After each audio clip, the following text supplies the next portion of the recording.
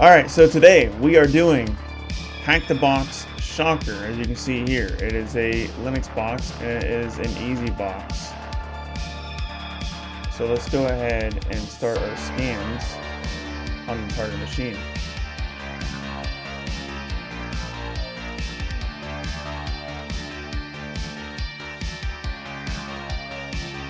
As always, I like to use RustScan. RustScan is basically a very fast port scanner. It uses Nmap in the back end, so basically it is an extremely fast Nmap scan. Way faster than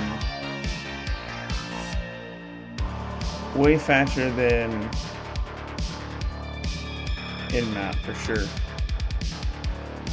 The way the command works is RustScan-A for address, and then that is our address that we're targeting, and then -R for range. In this case, we're doing 1 through 65,535, which is all ports. And you can see we instantly find port 80 and port 2222 open. And if you want to know, RustScan is on GitHub. It's not installed on Kali Linux by default. Highly recommend installing it. It's a very fast port scanner. It's nice. So it only found 2 ports and it found it very fast. So let's go ahead and run that one more time because RustScan is a little unreliable sometimes. It does miss ports. I have seen miss ports in the past. So I'm going to run it twice just to make sure it didn't miss anything here. And I got the same exact results. So I got port 80 open and port 222 open.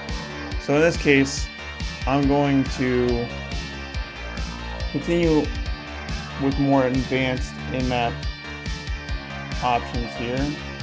So we're going to do a very comprehensive Nmap scan now on this machine. With this command here, let me grab this IP address again. So here's the IP address. What's up, WireDogSec? Welcome to the stream. Thanks for stopping in. I just learned that. What do you do on that website? On Hack the Box? You hack boxes. There's intentionally vulnerable machines that you can legally hack.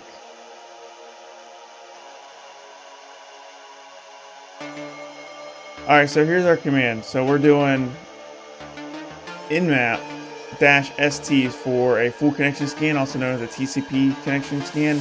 -A, which is basically -O, -SV, -SC, all in one. However, I'd like to tack these on because it does give you slightly more information if you tack these on at the end anyways. -O is operating system detection, which we already know it's Linux, but we want to know which version of Linux it is. And then -SV is service version, so it'll tell us the versions, maybe, of the services that are running on the machine. -SC is the most common scripts in the Nmap scripting engine. And then --script vuln is the vulnerability script in the Nmap scripting engine. And it's not included with -SC, which is why I tack it on here at the end. -PN means we're skipping pings because we know the machine's already up and alive, so we don't need to ping it. You want to do this because Windows machines by default don't respond to pings, and some machines are configured to not respond to pings. So just because you can't ping it doesn't mean it's not alive. So in this case, I'm just skipping pings because we don't need it. And then -P is the ports that we want to scan. So as we saw from our RustScan results, we got 80 and 2222. So we're going to do 80, 2222, and then our IP address. And we're going to push enter on this, and it's going to do a very comprehensive scan on both port 80 and port 2222. You passed PJPT, congratulations. Good job. How did you like it? Did you like the whole experience from PJPT? I'm assuming you learned a lot, but I'd like to hear, how you feel about it. But yeah, that's exciting. Congrats.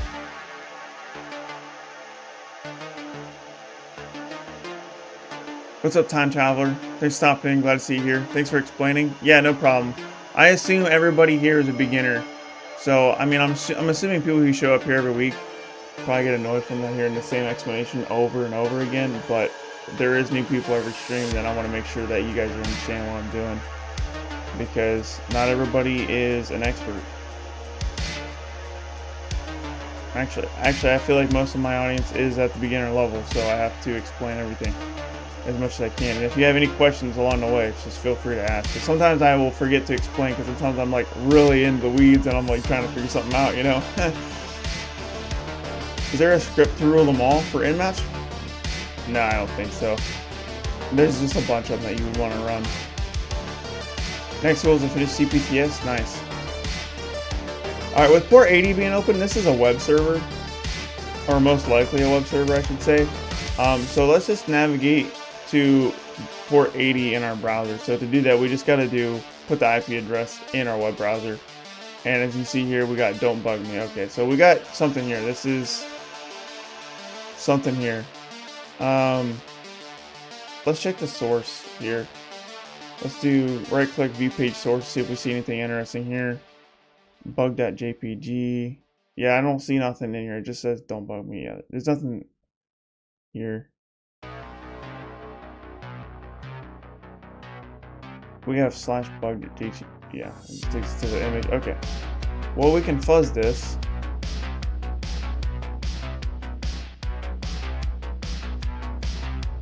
Which is what I'm going to do.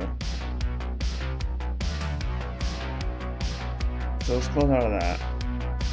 And we'll go back to our terminal and we will open up a new tab here. We're going to call this Furrock. So if you not sure what Furrockbuster is, it's a fuzzing tool similar to Dirbuster, Dirb, and GoBuster. But in this case, it's built on Rust, so they call it Furrockbuster.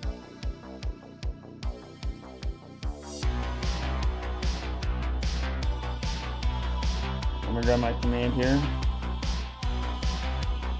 So Furrockbuster is another tool that I use. It's not built into Kali Linux. You can get it on GitHub.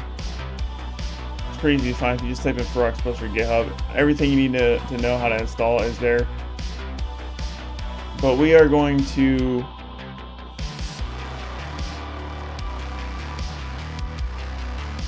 use a different word list. We're going to use Derb.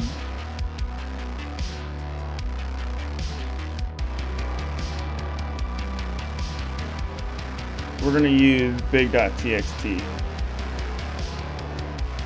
for this.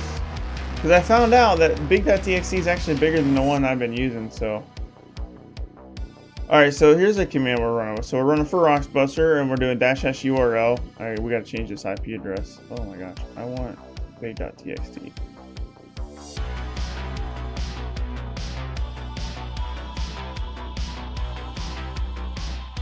So we're going to do http:// and then our IP address here. And then --w, which means wordless, and then in this case we're doing the wordless located here, /user/share/wordless/derb /big.txt. That's built in the Kali Linux by default, by the way. -t means we're throttling. We don't actually want to throttle because we're on a CTF. On a real engagement, I do -t and I throttle. Because normally it runs at 50 threads, and that's pretty fast, it's pretty intense. But this isn't a production server, so if it breaks, then it's whatever. So I'm not going to throttle it at all. But if you was on a real pen test, I personally do T25. -c is basically we're omitting the results for 404, 401, and 403 because I don't want to know any of those. -k means we're ignoring all certificate stuff.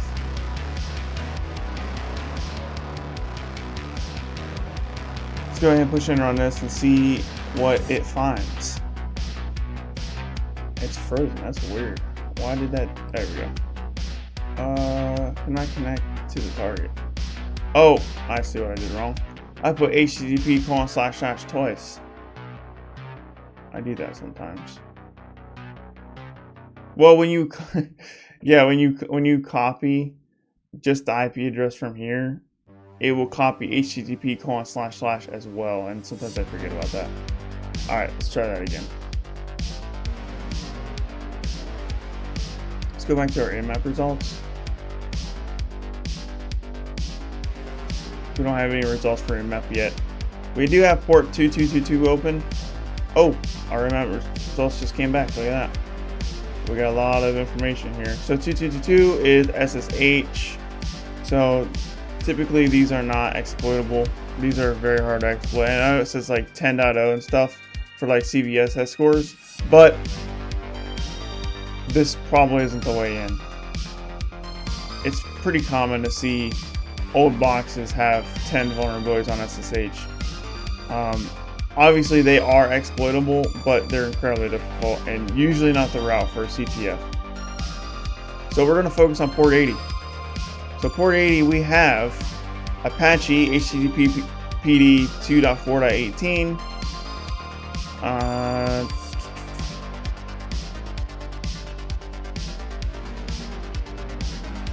So we have a couple of 10.0 CVSS scores here. We got a bunch of 9.8 CVEs. I feel like we've had this version of Apache before, so I don't think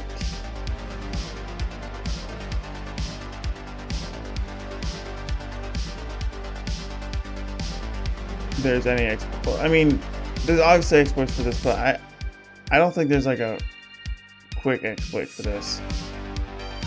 So we're gonna search exploit. Oh my gosh, I gotta spell it right. Search exploit Apache HTTPD. No, let's get rid of the HTTPD. So 2.4.18. This is local privilege escalation, which might come in handy when we want to privilege. I'm new to like all this. I recently done CCNA. Can you recommend any playlist to watch to understand Hack the Box better? I would recommend my playlist. My playlist is, I got a lot of Hack the Box machines. Also, you can check out infosec too. Is it 2Ps? I think it's 2Ps. infosec makes like a video for every Hack the Box machine, and I have quite a bit of walkthroughs on Hack the Box as well.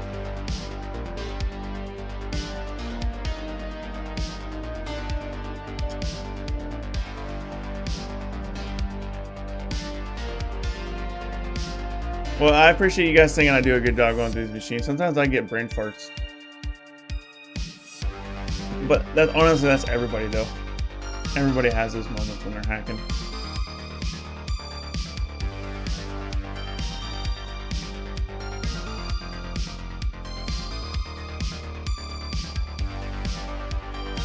Enum is key. If you get stuck, enumerate, yeah. Yeah, it is 2Ps, thanks. Yeah, infosec with 2Ps. Alright, so like I was saying, this might be a way to get from user to root, maybe, because we've got a local privilege escalation here, and we fall in this range of Apache server, so that's pretty cool. I'm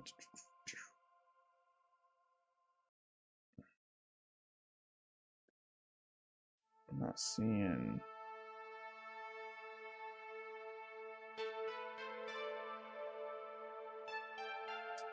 Let's look at Frox. Let's see what we got. We got CDI bin. Let's go to that. Let's see what that means. So Ferox Buster found this. We don't have access to that. Alright, well, let's try Ferox Buster, but let's try a different word list here.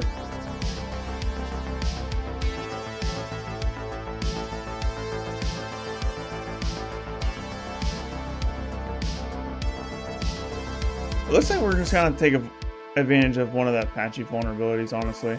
Or we might be able to brute force SSH logins. Shellshock, that's a good point. It is called Shocker.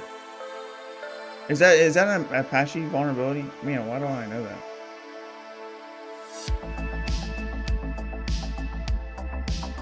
Let's go back to our remote results. Let's look up.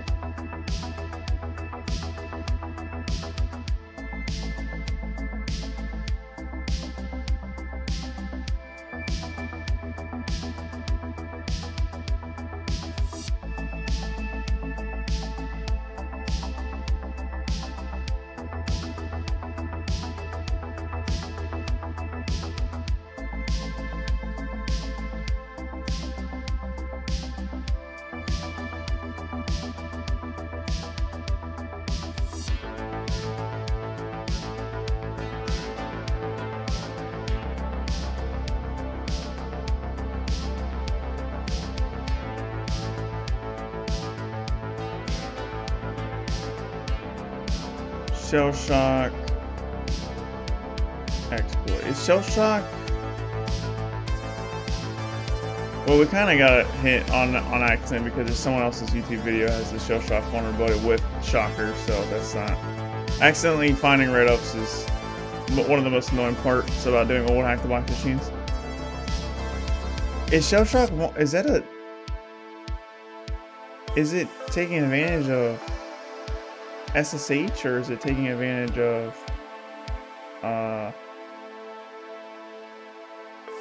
Apache? Let's look here. The shellshock vulnerability.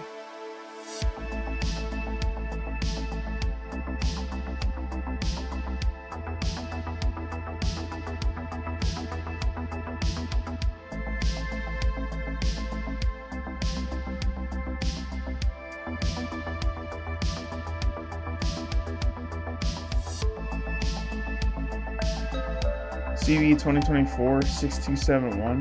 Did my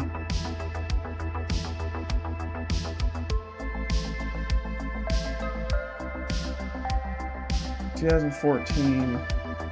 Is it really that old? Oh my gosh.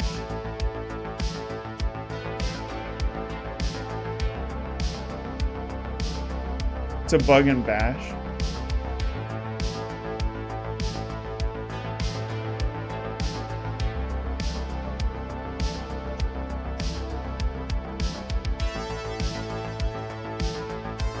Is it for privilege escalation?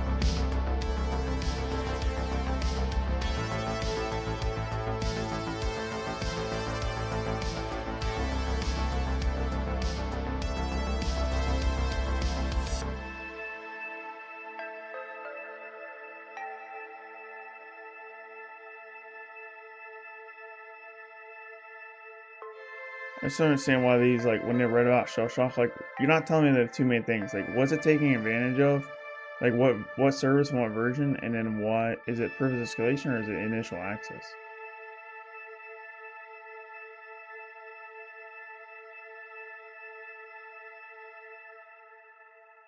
And open SSH, okay, yeah. There we go.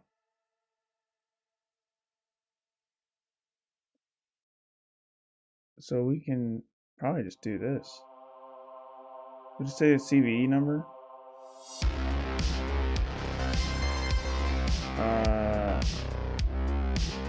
Well, the only reason why we know it's shellshock though is because the name of the machine is called Shocker. So if we didn't have the name Shocker, did it pop up in our...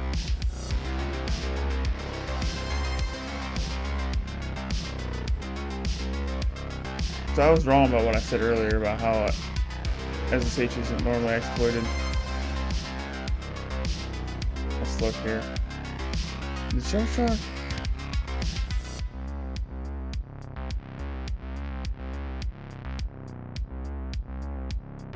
We can look up here.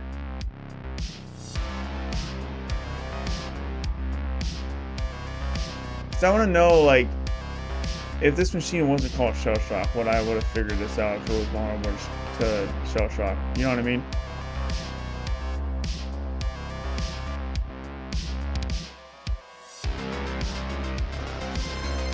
What's up, Dustin? How you doing, man? Thanks for stopping in.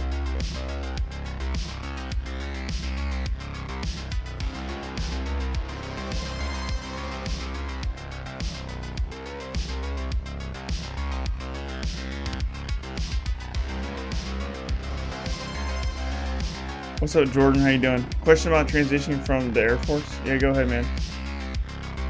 I just recently did that, like, I don't know, 3.5 months ago.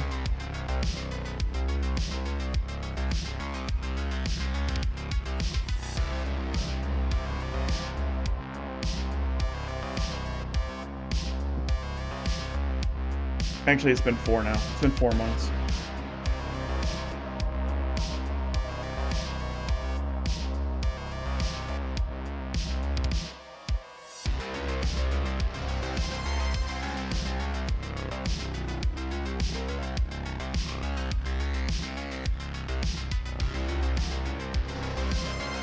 Alright, so this is information is code. So it looks like we are vulnerable to shellshock, but I don't have any indication that this machine is vulnerable to shellshock in my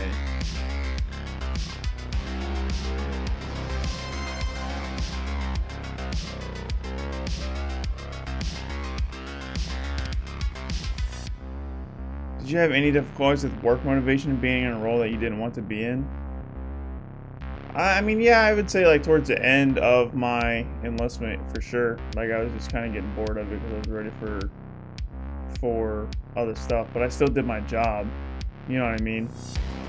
I mean, just because it's easier to go like if you don't like the job that you're in, like you just do the job and like in a few months, you're going to be getting out and you're going to have a whole new job. So that's what really got me over the edge.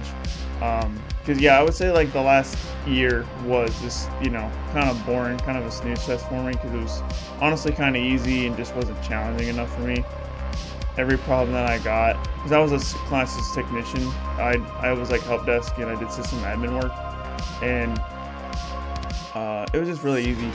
Everybody's problems were just super easy to solve, and that's why I wanted to become a pen tester, because I wanted to find things that are harder to do. And yeah, but in reality, like I was getting bored with the job, but I knew, oh, in 1 year I'm going to be out of the military. Oh, in 6 months I'm going to be out of the military. And I was looking forward to my skill bridge as well. So actually I did my skill bridge at the 6-month mark, and so really I didn't struggle with it too much, but I understand what you're trying to say. But I would say, like, if you're about to get out, like, just do your job, do it well, stay out of trouble, and you're getting out, so you don't have to deal with whatever you don't like for much longer. That's what's saying is, and that's about the military, is like, you're for sure getting out at some point. Sometimes it's 4 years, sometimes it's 6 years, but it does come to an end eventually.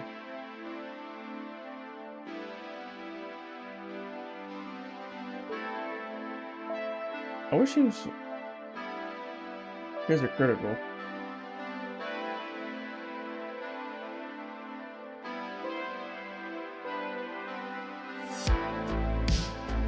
So this is a critical. What's this?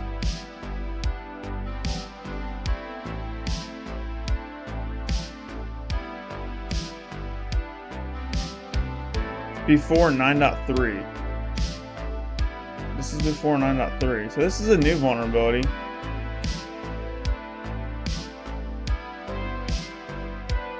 Remote code execution.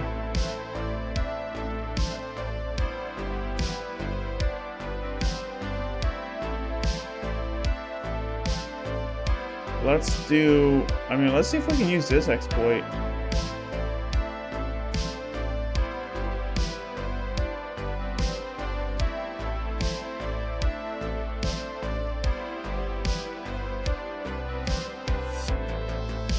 There's a lot of try hack your on this exploit apparently. 28408. Take over account, open SSH.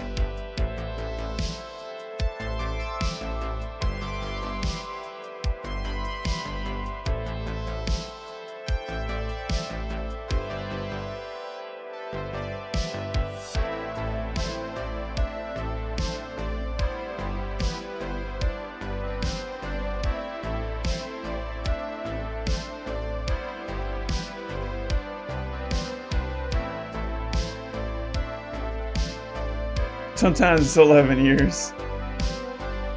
Yeah, well, I feel like every enlistment's like within 4 years away, right? Like you're never more than 4 years away from getting out, right? Unless you like plan on being retired, unless you plan on retiring, but you can still, if you're like 12 years in, you don't have to go to retirement if you absolutely hate it. Matter of fact, I would strongly, like, there's no, like, some people are like, oh, you're over 10 years, you might as well just stick to the full 20. I'm like, nah, like, if you want to get out of 14 years, you want to get out of 14 years. If you want to get out of 18 years, you want to get out of 18 years. Because sometimes the deal is better on the outside. But I mean, retirement is a good thing to have, but the new retirement system's kind of bad. So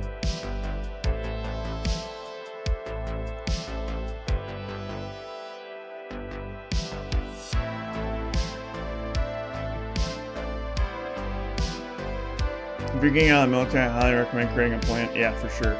Create a plan. And you need to make that plan like at least 3 years in advance, dude. Like, I was planning on getting out of the military, probably, like, I did a 6-year enlistment. I was in for 2 years, and I started planning on my way out. And even then, try Nick 2? Yeah, let's try it. Let's try that. Let's do clear this. Yeah, but I spent like 4 years working on my way out. Just because I knew I wanted to be a pen tester.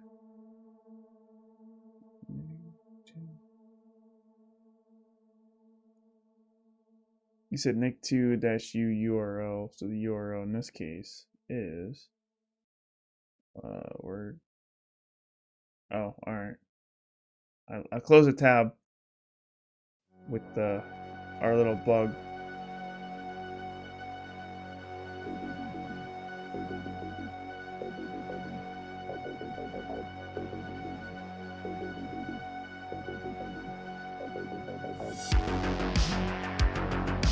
Yeah, that's 100%. Yeah, throw your resume in LinkedIn now. Yeah, you want to start your LinkedIn as soon as possible. That's a oh my gosh.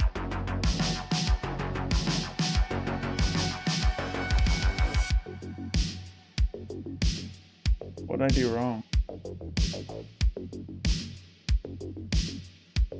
Oh, with you -URL. Okay.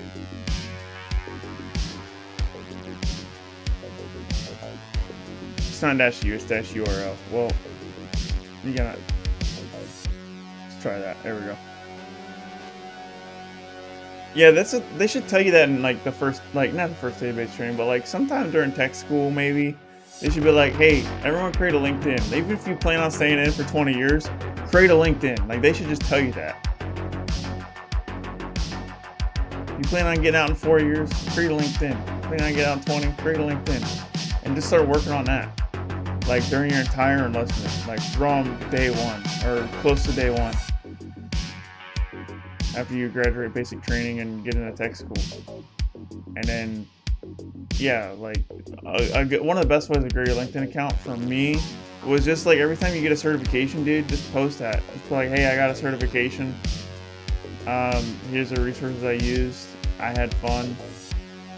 Or it was challenging. Just say something about, you know, what you thought about the exam and stuff. And when you get a certification exam, like almost always, I even when I had no followers, I would get, you know, 100 reactions on it. People like seeing people achieve stuff on there.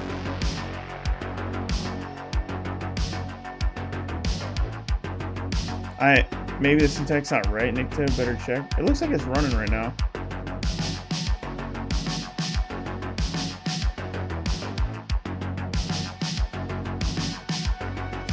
I'm interested in this vulnerability though. CVE 2023.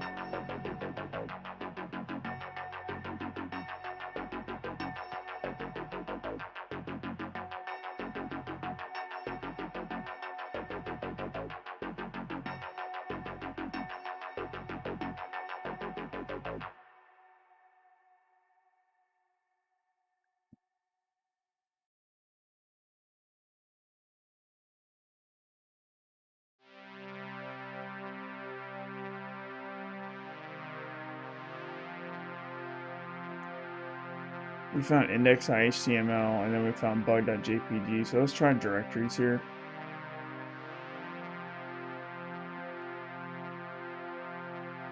I don't think I gotta spell directories right.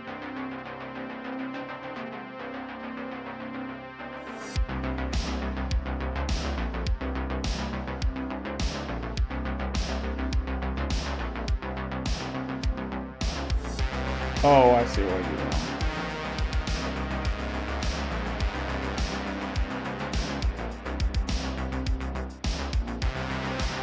There we go. Let's see if we can find anything on with Ferox Plus here. So far, we're not. We got index.html. I'm assuming that just takes us to the home page. You focus on AD now? Nice. Let's see here.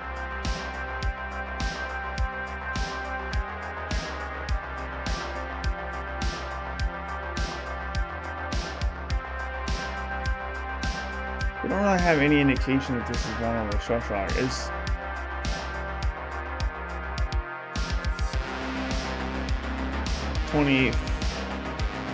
38408. Is that the one I'm looking at over here? 38408. Yeah, it is. I need to use one of the medium word lists. I thought I had a large word list. I have large on. Shouldn't large cover it?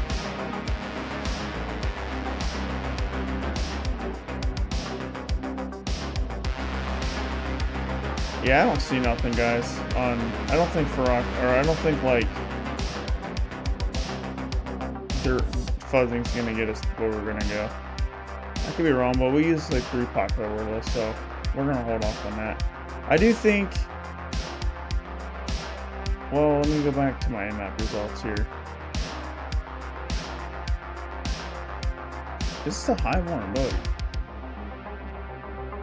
I just gotta figure out how to exploit this.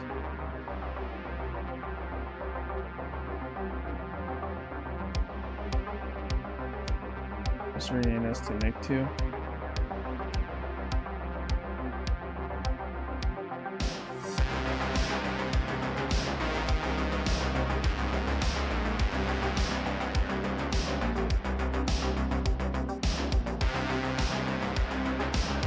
Let's see if there's any Metasploit modules for this. If there's a Metasploit module for this, we can probably find them anyways. But I'm gonna try to avoid using Metasploit here. But there's no shame in using Metasploit just to see if there's a module for something. So we'll do search. See if there's like a module for this. No, there's not. Okay.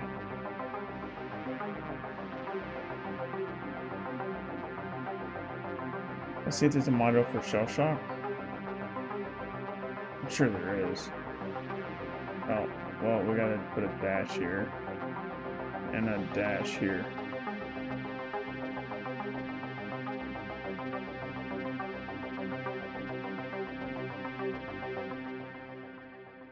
There is tons of modules for shellshock, but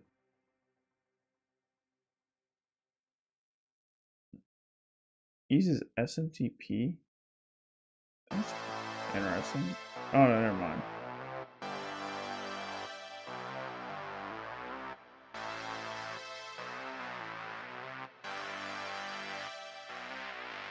Alright.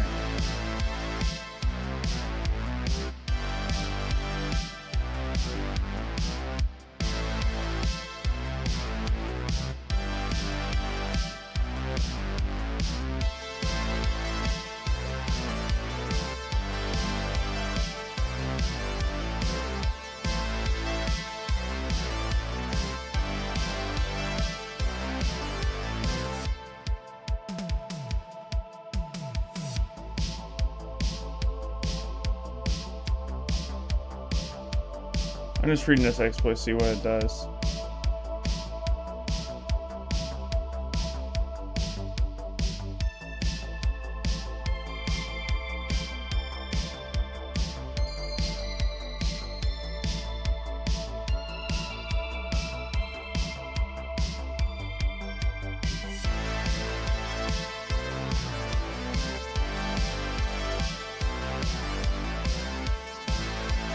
It says, who am I, Alice? How did he get in there, though?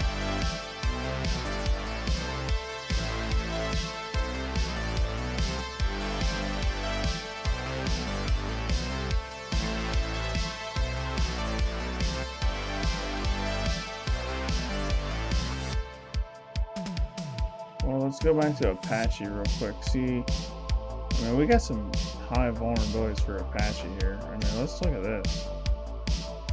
This is a new one. This is a 2024.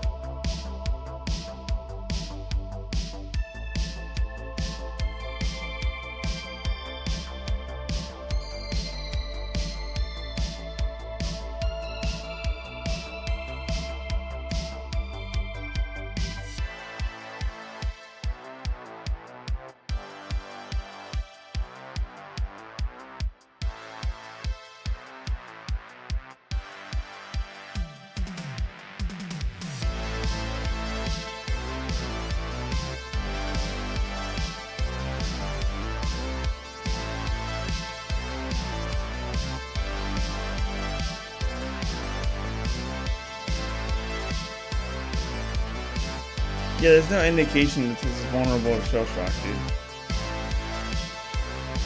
Is shellshock privileged escalation? That's what I don't understand. It seems like it's privileged escalation, honestly.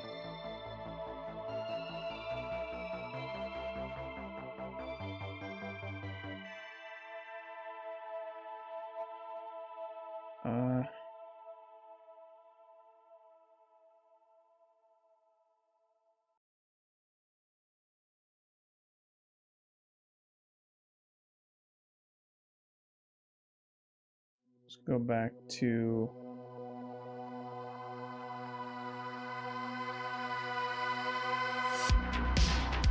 Alex seems to be a well-known hacker, yeah.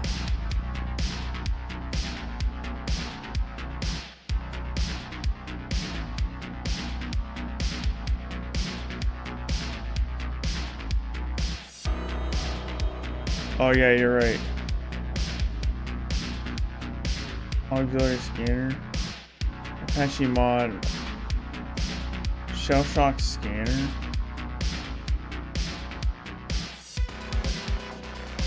This shouldn't exploit anything, but it should scan it. But my question is, like, how...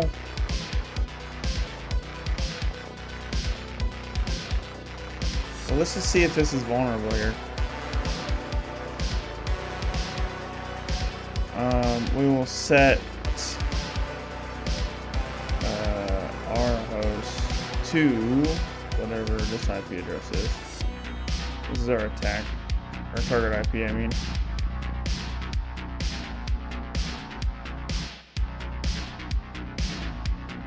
It says our port, but the target port. Is it 80? I'm so confused with this shellshock vulnerability. It says SSH, but then it's default to port 80. This shellshock vulnerability doesn't make a lot of sense to me, honestly. Because it says it's in SSH, but the default port's 80. And another one said SMTP earlier. It's like, what is this thing even? What even is shellshock, dude?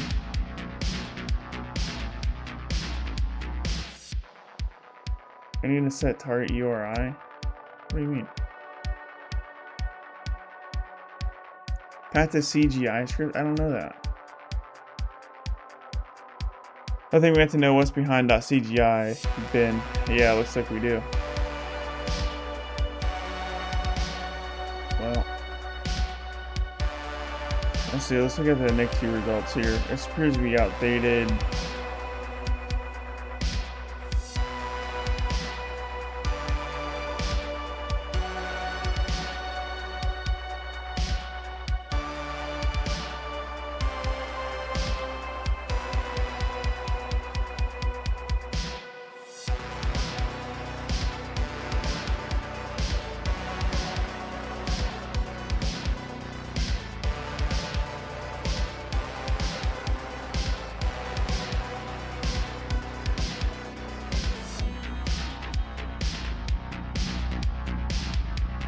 I'm thinking shellshock's privileged escalation, dude. I really do think that.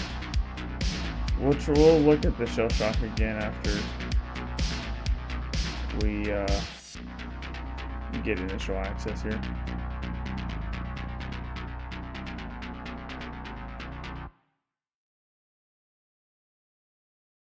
Nick 2 did not help us. I don't like Nick 2, dude. It never really does anything. I'm gonna close out Ferox. We don't have anything here. I'm gonna close out Nick 2 as well. I should probably put this in my notes, but it is what it is.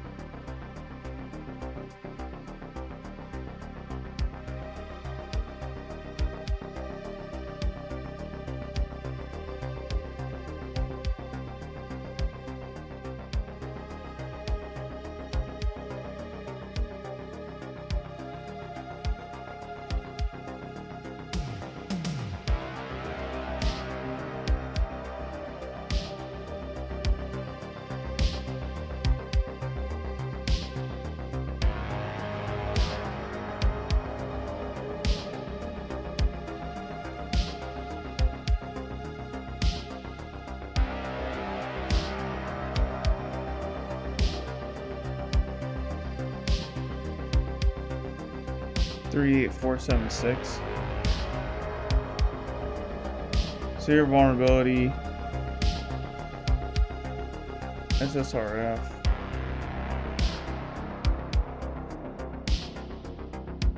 /CGI bin. You mean like put that for the target URI? What's up, Ohas? Welcome to the stream. Thanks for stopping in. Glad to see you here.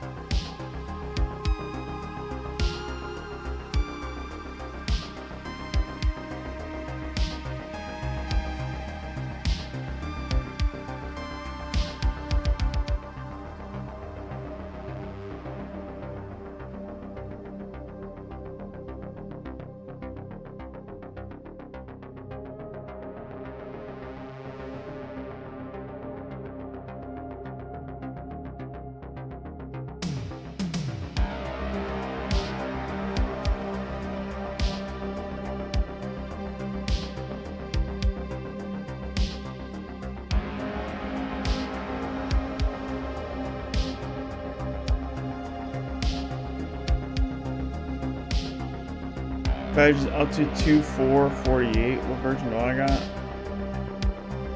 2448. Yeah, so we're vulnerable to this.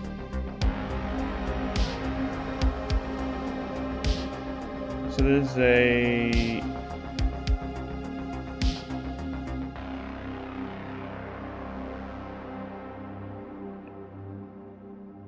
is there a Metasploit model for this? Let's keep Metasploit open.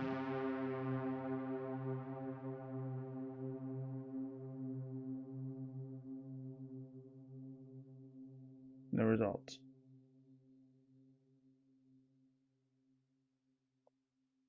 Oh yeah, you're right. We did discover that CGI bin.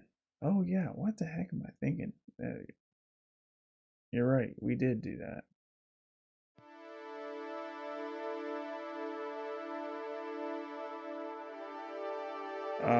We'll set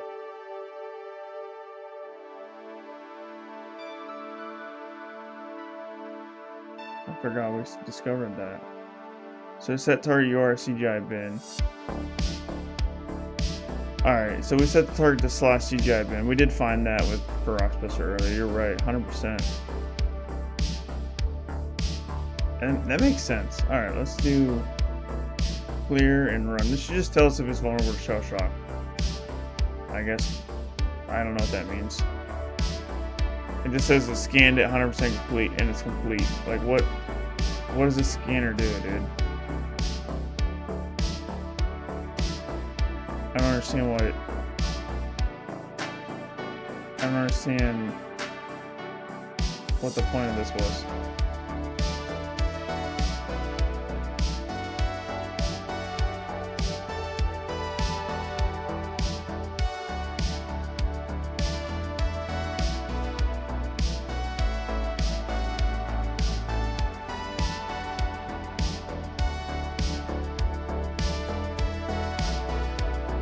Yes.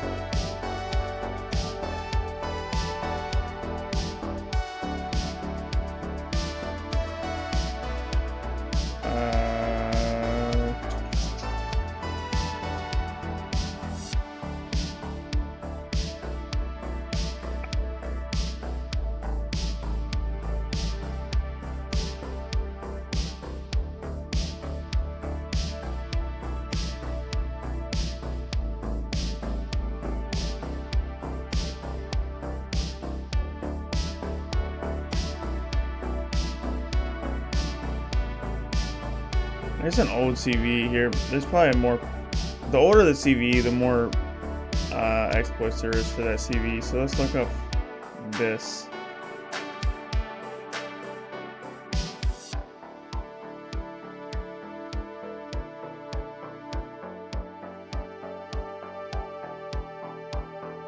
I'm going to split my terminal here.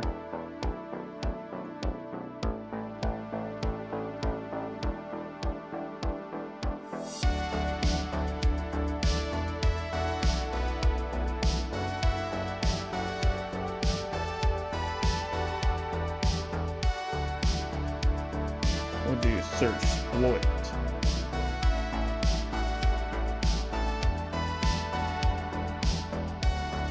We'll just go on this list and see if we can find anything on search exploit.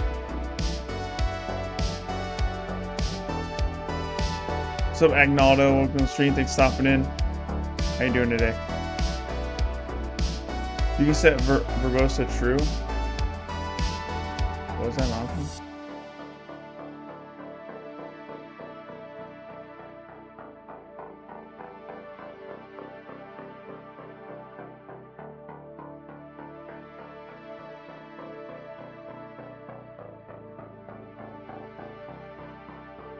Oh my gosh. How do you set verbose true? Is that always an option? I didn't know that about. So it didn't give me anything extra.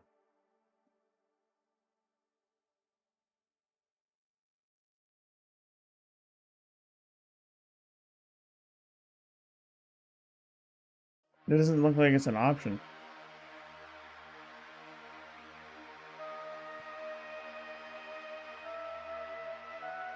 Let's go back to my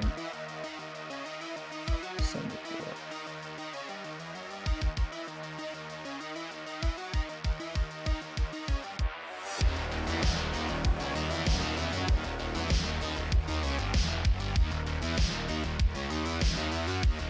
Let's get on this. Let's see.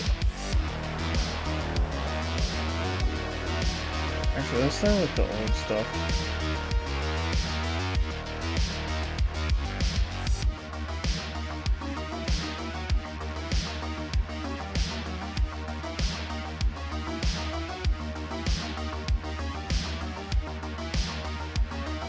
Let's look for this.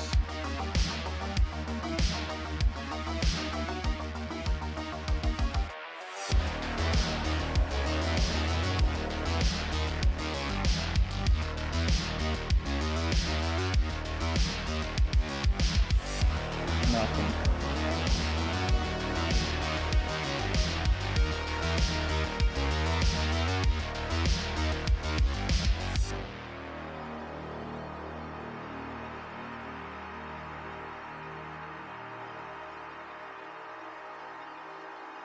Oh my gosh.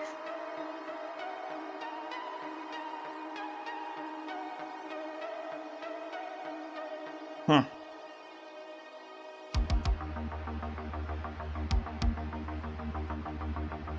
Man, I don't know what the path is.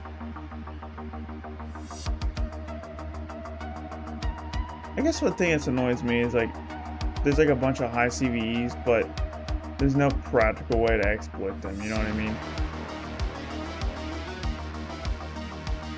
Type advanced. Advanced on what? Search exploit?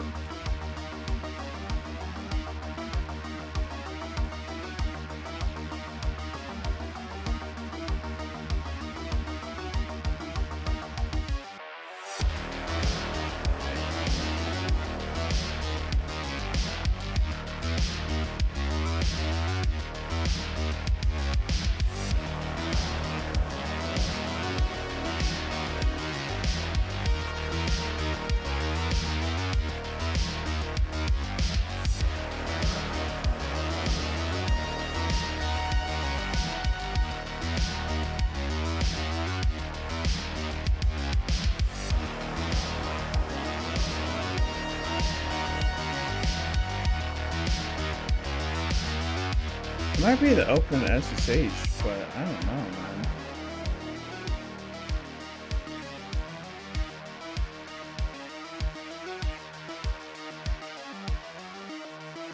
think I looked this up already, but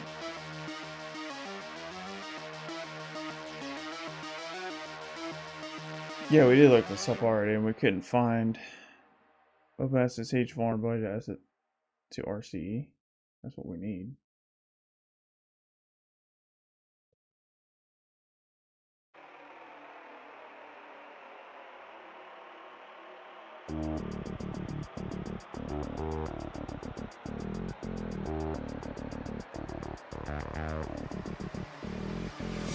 So this is a privilege escalation vulnerability here.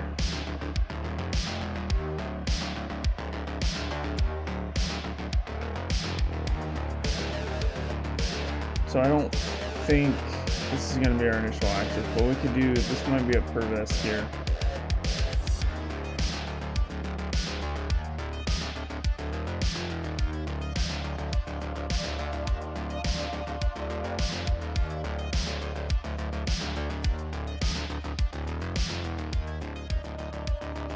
Advance on Metasploit? I'm still not sure what you mean by that.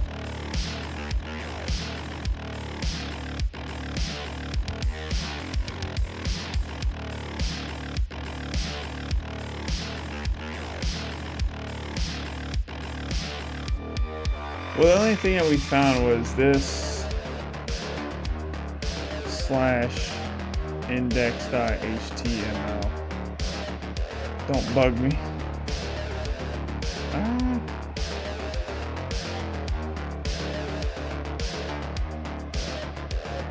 Yeah, there's nothing on the source here. So index, yeah, that just takes us to the home. So I don't think there's anything we could fuzz after this.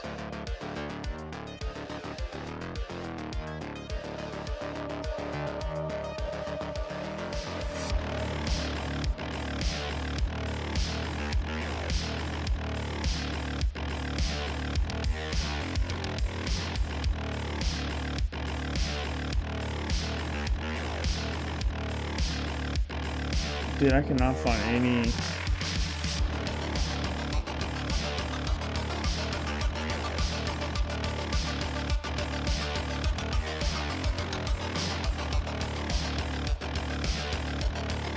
I cannot find any exploits.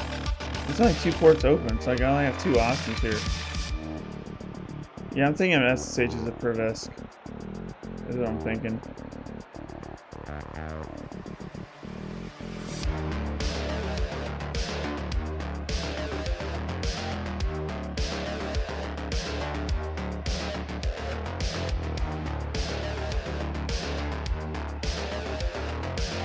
This is denial of service. Username enumeration. User privilege separation disabled.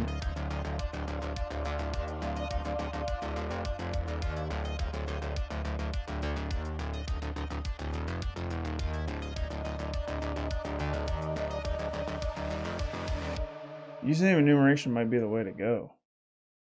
So we can get the username, I think.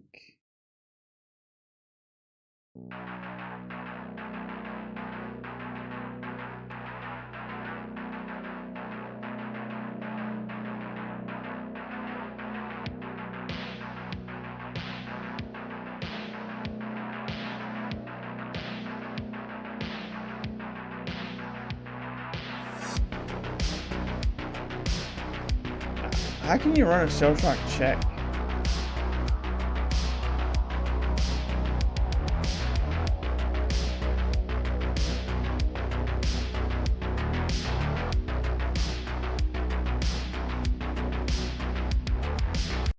I'm playing someone else's YouTube video. I don't know if this is gonna work. Hello, my name is Dan Teal, and I'm a senior architect of Lumention. And today, and what is unique about this Apache web server is it also supports CGI bin scripts. So I have a very simple CGI bin script, and we can see here I'm using Internet Explorer off a Windows system, and I'm calling the script dictionary.cgi. Here's the output. Let me refresh it. And all that script does is just cat out the dictionary on the Ubuntu system. Very simple script. Now let's go forward and look at our attacking system. For the attack system, I'm going to use a OS 10 Maverick system, which also is to start listening to the network. And we're looking for traffic that is going to the web server, to and from the web server at my Mac system. So you can see the vulnerable Ubuntu system running with the same privileges as the Apache web server. And there we go. I now have full remote access to the vulnerable at 10.150.100.98. So let me go ahead and I will run the command.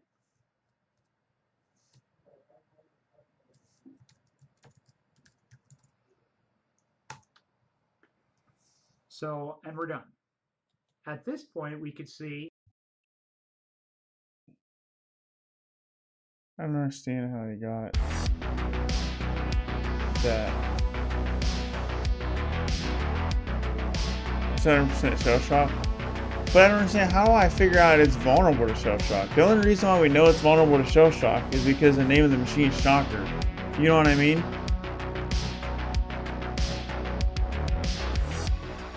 Like, how do I know this is vulnerable to shell shock? Like, what can you check? Like, I don't see anything in my Nmap results that indicate anything about shell shock. We ran the shell shock scanner, we got nothing back. So I just don't understand how one knows that this is vulnerable to shell shock. That's what my problem is. So we know it's shell shock, but why do we know it's shell shock? Other than the fact that the name of the machine is Shocker. And that it's an Apache server with the CGI scripts.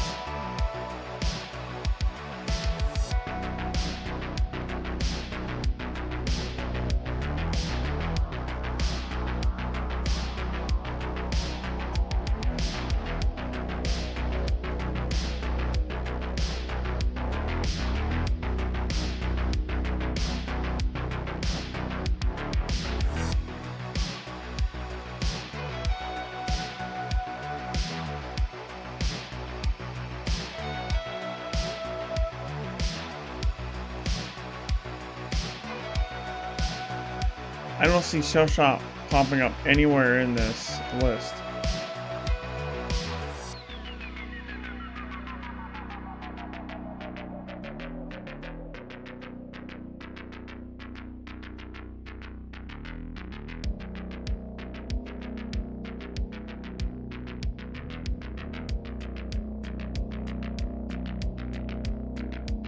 I wish there was a way to sort this by severity.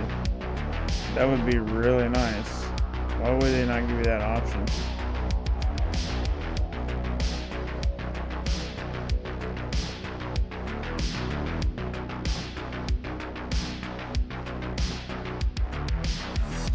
See, there's no shell shock vulnerability here in this version of Apache. Because shell shock's a 2014 vulnerability. I'm just confused. I don't understand why this is vulnerable to shell shock.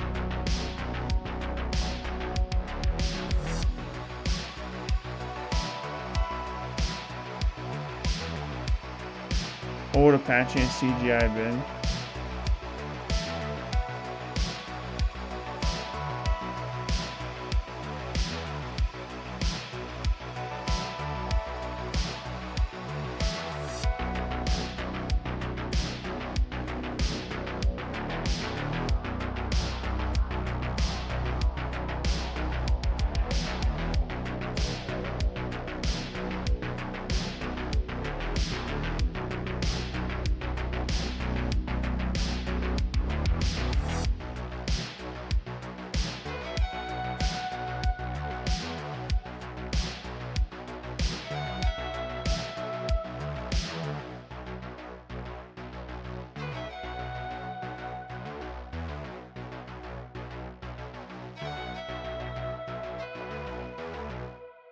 That's a good idea. Go to Hacktricks. That's what I should start looking for. Just type in Hacktricks and then type in information. This is better than Google sometimes.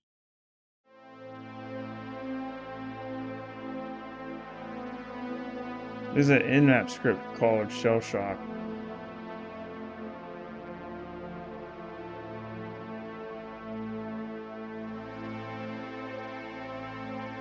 Admin.cgi. We didn't find that. So let's do this. So Hatrix has, yeah. There's a nmap script that checks for this, which is really cool. Okay, wow, that's a good idea. Hatrix is the truth. I don't know why this didn't pop up in the initial Google searches for that, but now we know. We learned something today. Always just type in Hatrix and then whatever you're looking for, and you'll probably find something about it. Anyways, let's do. Oh yeah, we want to get my IP address. Try the /CGI/bin in the browser.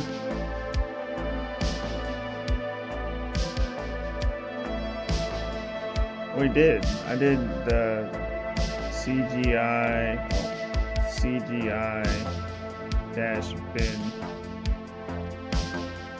This is what we got. Oh, we got not found. I got permission denied before, I thought.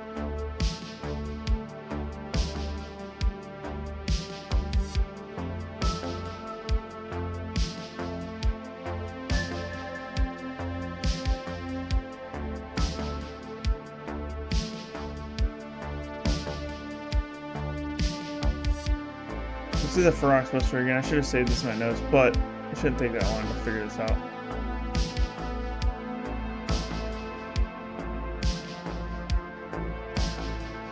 It's literally just /CGI-bin. Do I need to put another slash at the end of that? Slash. Oh, see. It just says I don't have permission. That's why I didn't think this was anything.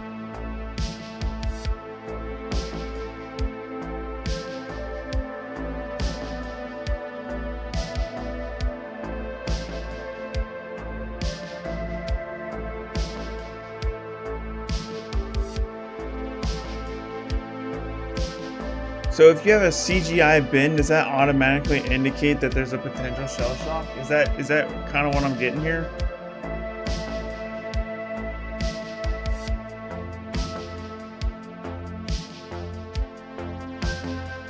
Like if you see a CGI bin, does that mean you should always check for shell shock?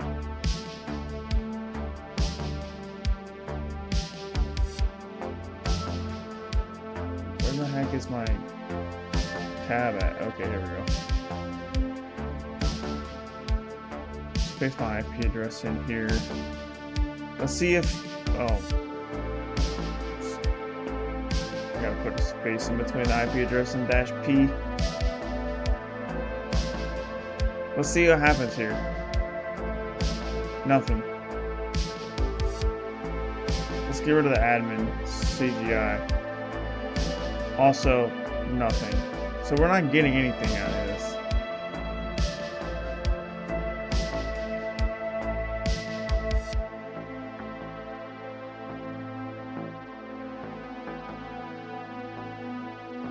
So that nmap script does not confirm anything for us.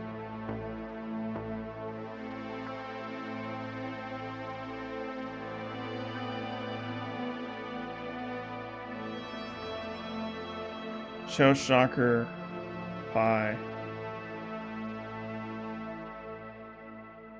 How do I get this Shellshocker Pi?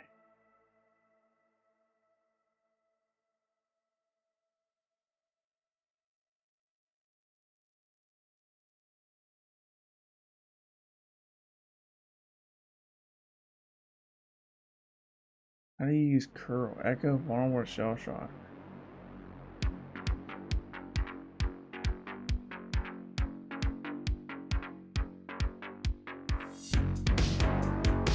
So there's something there. Why else would it be forbidden?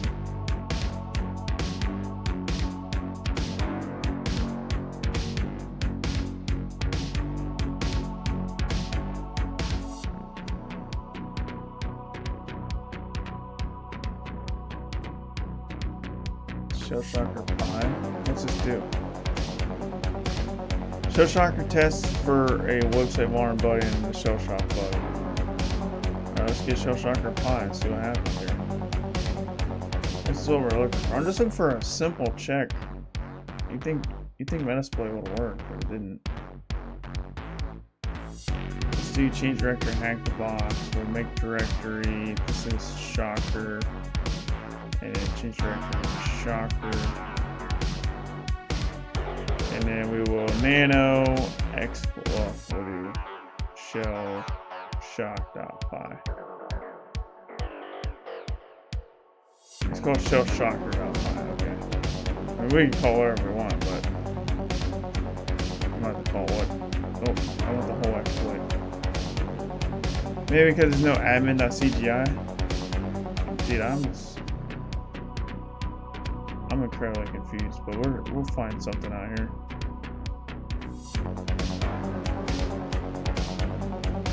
Python 3 shellshocker pi. How do we use this exploit?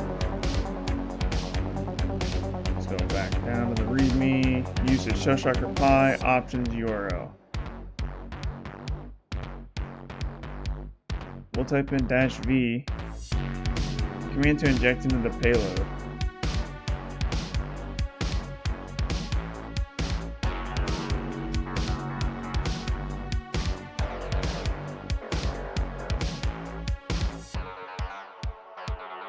We just do -v and then type in our IP address, and that would work. So -v, and then we'll do http://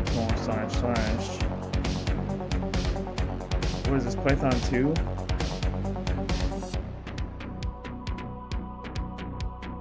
Oops. Let's do the same command, but we're in Python 2.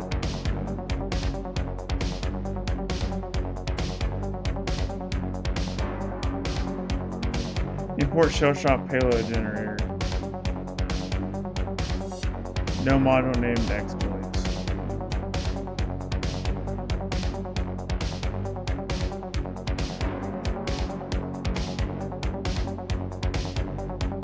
What?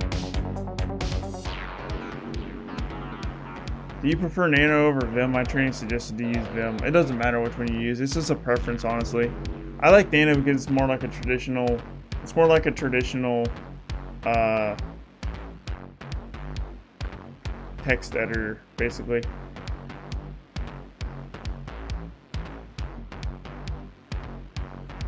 Yeah, I just don't. I hate Vim. I don't like the way it's not intuitive at all. It's like I said, Nano it works almost exactly like a traditional word editor. You know what I mean? Honestly, Nano is a little frustrating sometimes too because it doesn't let you do certain things as like the same way as a traditional, but it's more easier to work with. I don't like the fact that Vim is in by default like in insert mode. Like insert, I don't like insert. I like when I type something, like it moves everything in front of it over, where when you're in insert mode it overwrites everything. You know what I mean? How do you exit Vim? Yeah, and the way you exit Vim is so cancer. It's like :Q exclamation point. It's yeah. I don't like Vim. I can use Vim. Like if I own a box that doesn't have Nano and it has Vim, like I can get by. I choose not to if I don't have to though.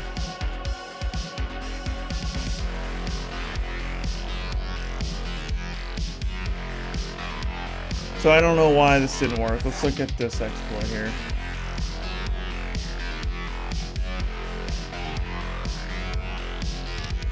Yeah, I don't use it unless I have to as well. Same thing with VI.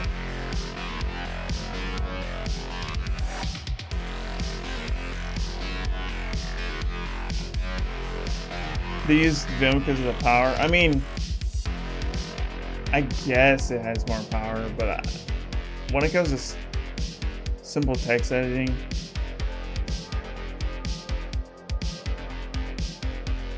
I don't know how much more power I need just to write some characters in a file, you know what I mean?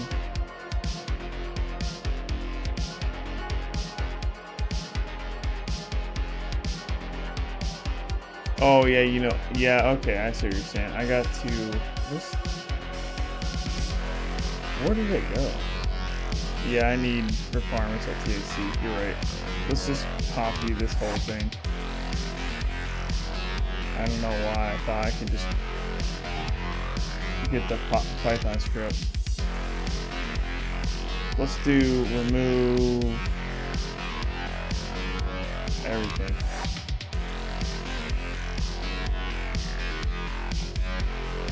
Alright, let's do wget. I didn't want to find anything.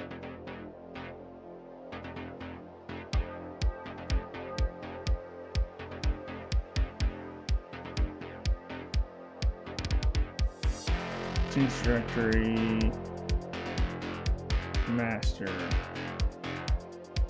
What? I don't understand what's going on here. Let's go back.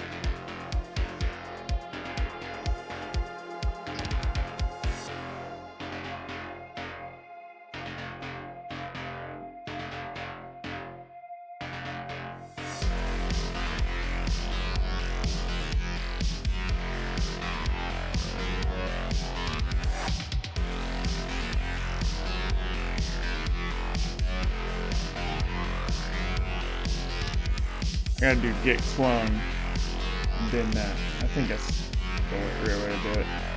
Git clone and then the URL. There we go. Remove master. We'll remove the PyCache and we'll remove shellshocker.git. So we should only have shellshocker. No, change directory to shellshocker. There we go. Pip install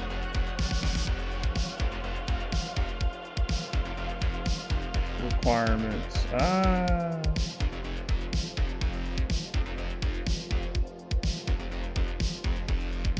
Requirements txt. Rear team Vim at work. Did it not work? No matching distribution. Man, what the heck?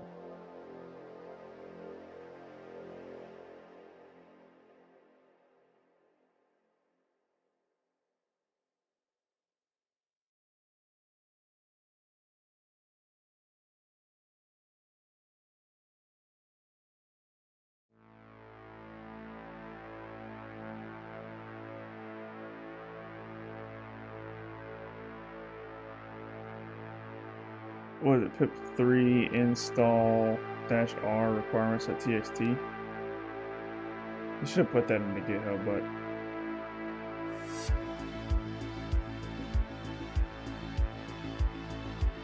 there we go. That worked.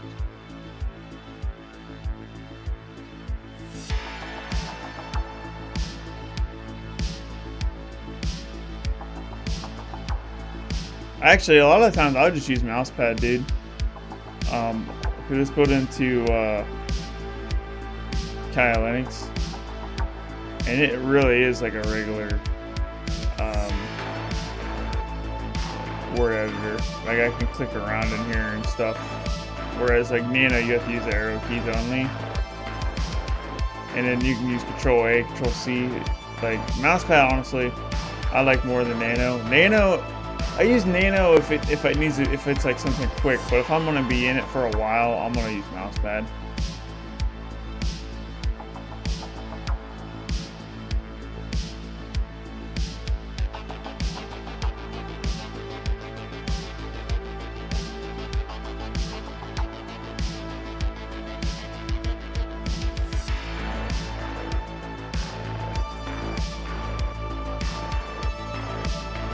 No module name click.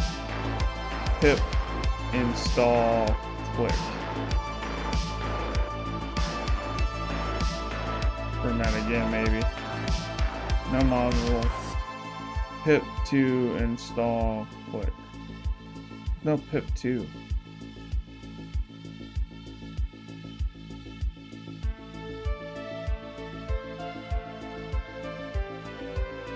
You missed the -r?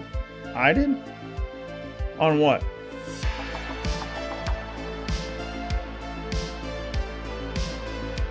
This is what sucks about old exploits, dude. It doesn't work with like new stuff. Like, why can't I use Python 2?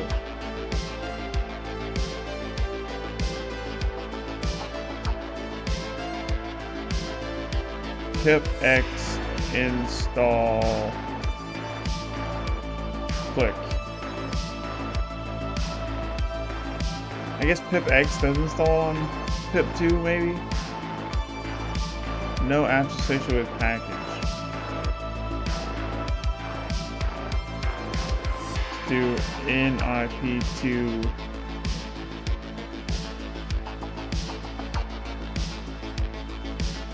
huh.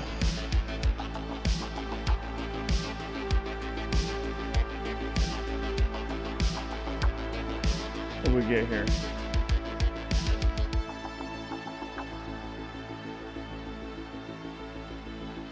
It says it's not exploitable to shellshock. The script worked. It's just not exploitable to shellshock. Dude, I don't know. I don't know the path forward of this.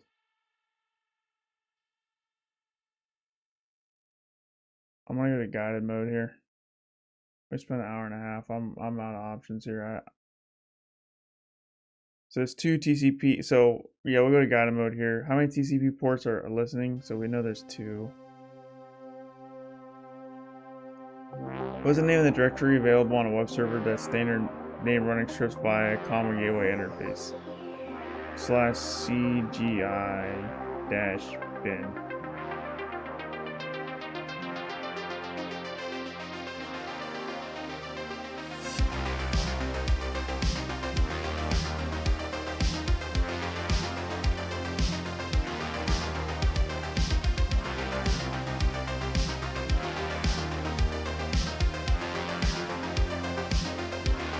So we did find CGI bin. What is the name of the script in the CGI bin directory? I don't know. How do we figure that out? There's no way to see that. When I go to CGI bin, it gets... I'm gonna click can on this because when I go to there, it just says forbidden. Run a brute force tool again on CGI bin.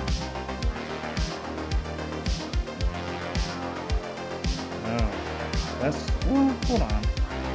Forroxbuster should automatically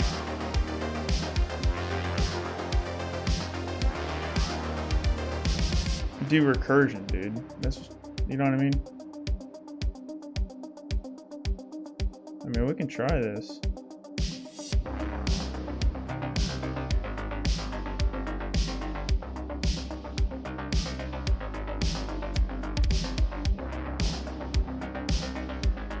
We'll do raf large files.txt. So we're looking for files. /CGI-bin. Normally you don't have to do a check again.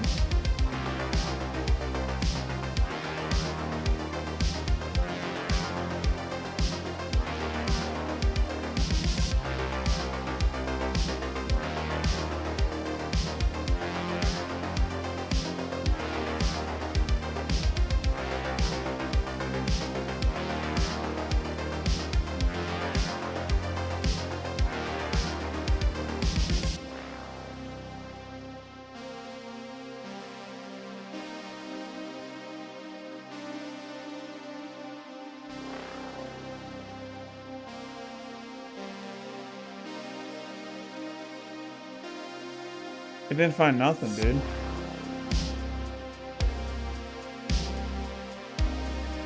Run a brute force tool on, and make sure to include extensions for common scripts like CGI, SH, and PL.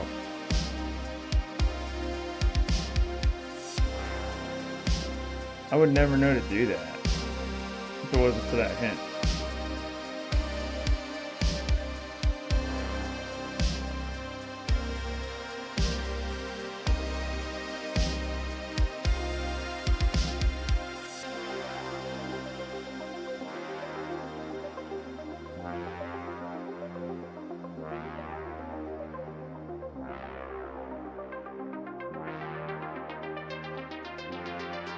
So this is what we can do here.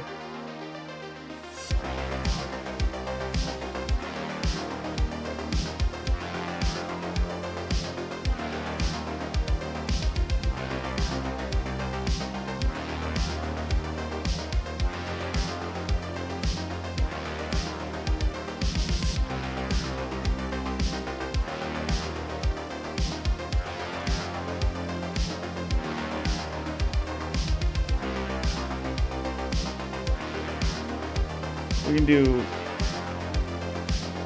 FFUF-W, so which word list we want to use? User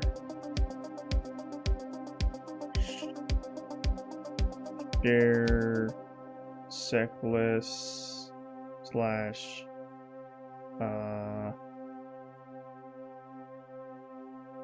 do we use seclist? No, let's use wordless.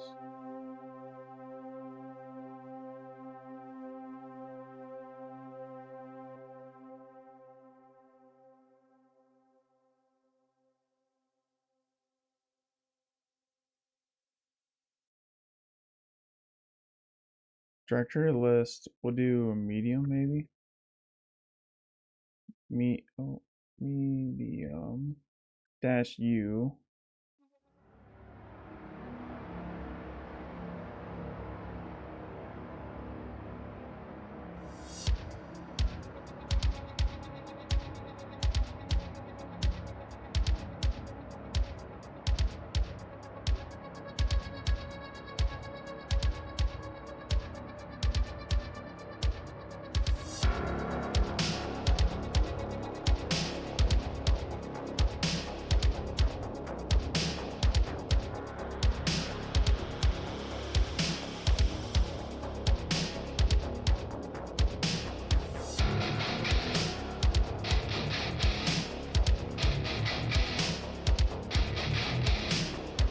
We don't want to do, we're not looking for, we can do dash E dot CGI.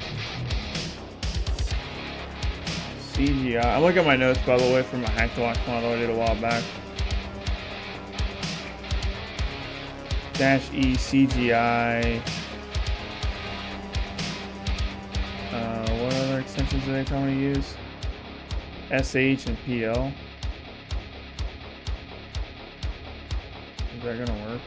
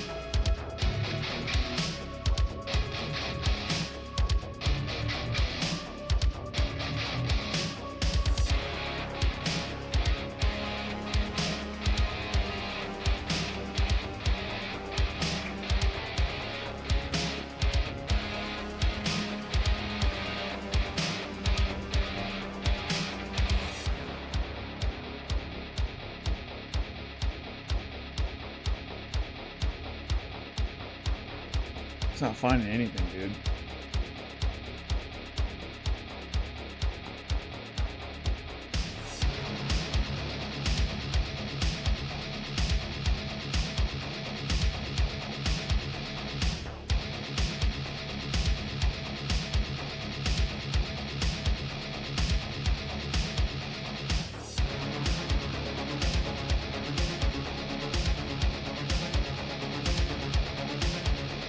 Well, we did directory list.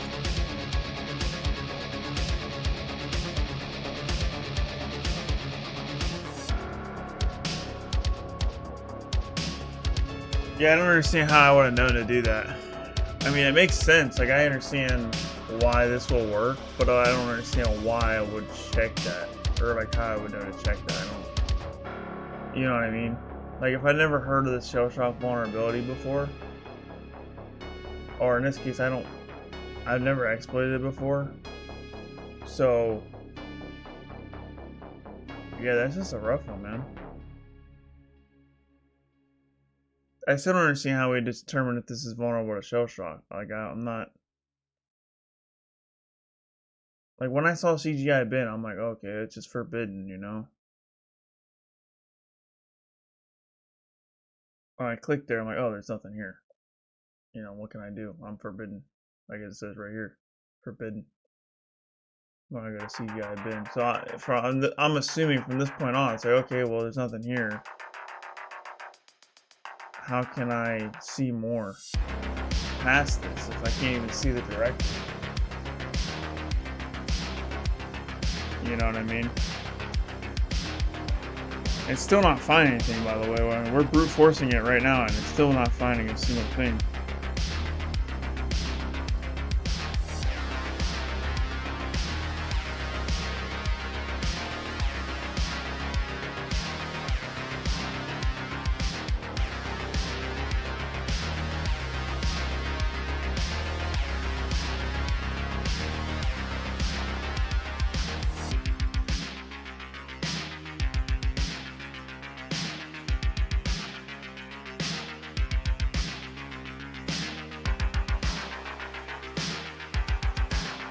Oh, you're right, I did miss CGI. You're right.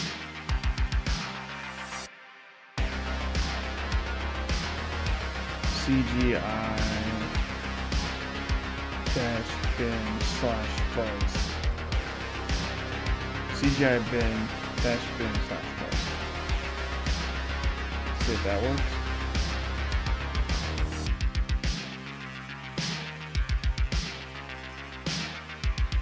What if we did this? Instead of providing, no, I don't know, should I do fuzz and then dash E for the extensions? Does it search for all these extensions? Or is it only searching for CGI? I don't understand how this still works. Do I need to do comma separation?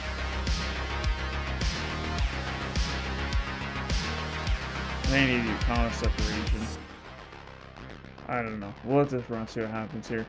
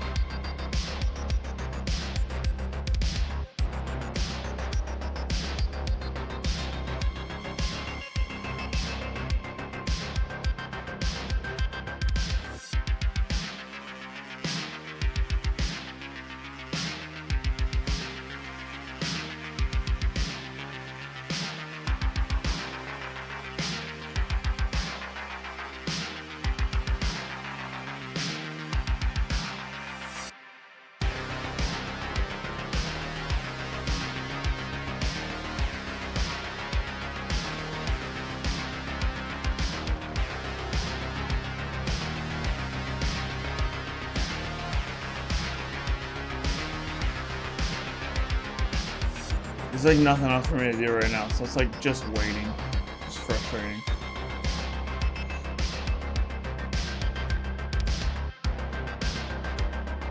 We can take some guesses here from what we saw online. admin.sh maybe? admin.pl? Oh.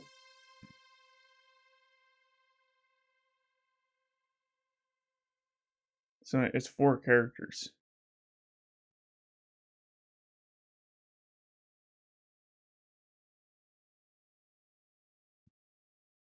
I still can't believe Ferox Butler did do recursions and found past CGI bin. You know what I mean?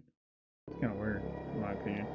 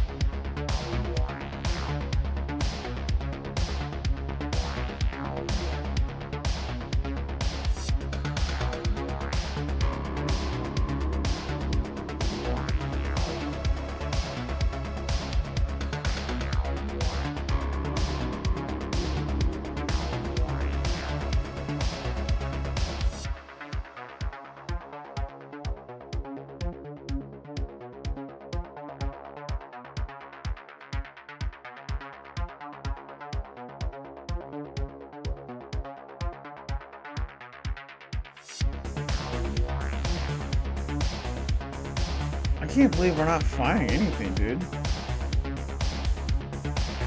I don't know. It's frustrating. I don't like this box.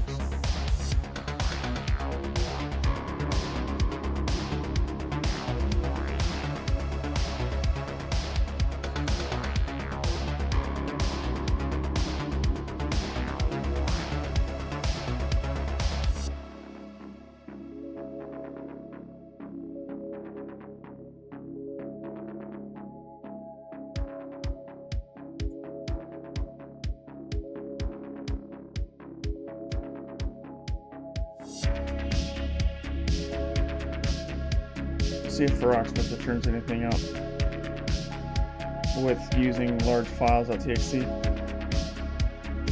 You may have to exchange the extension.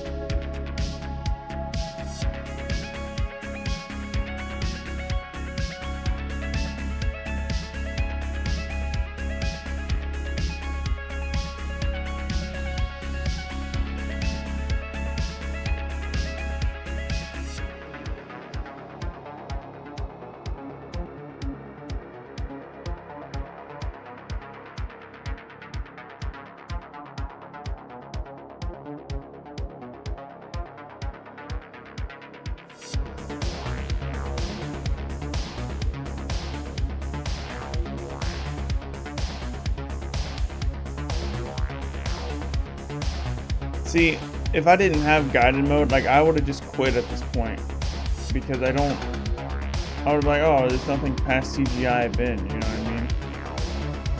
Especially since Farrock Special does recursion. I would be like, oh, nothing here, but there's something here.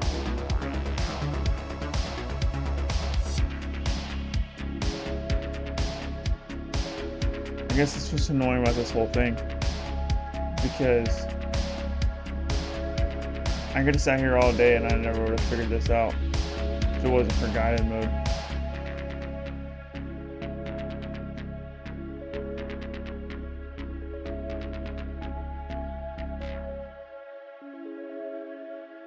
What are they gonna do? We need to do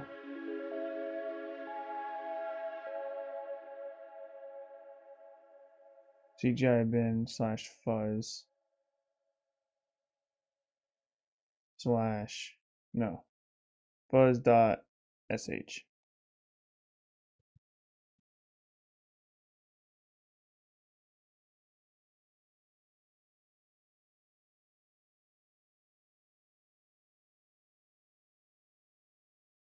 There's a user. Is that? It says user right here.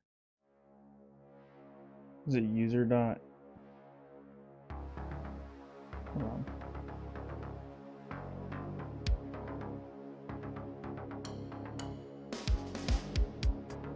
That found it right off the rip. Is it user.sh? That's right.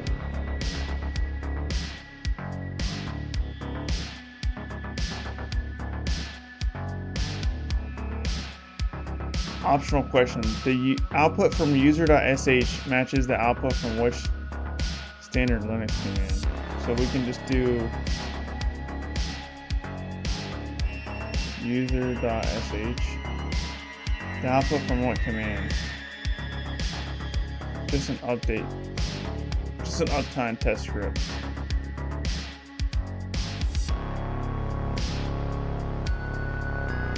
I don't know what output that is. Is that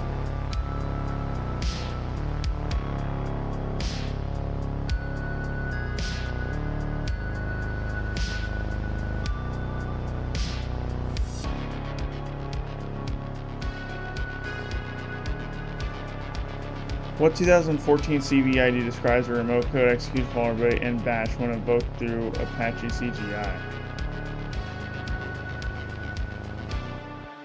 It's a shellshock. Just gotta get the CVE number now.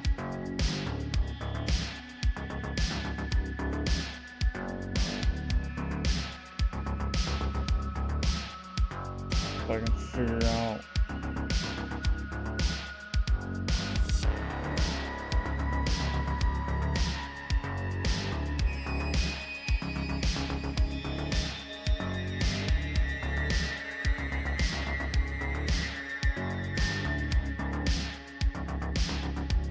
Yeah, we definitely have it now, but I'm just mad about how the exploit or how to discover that.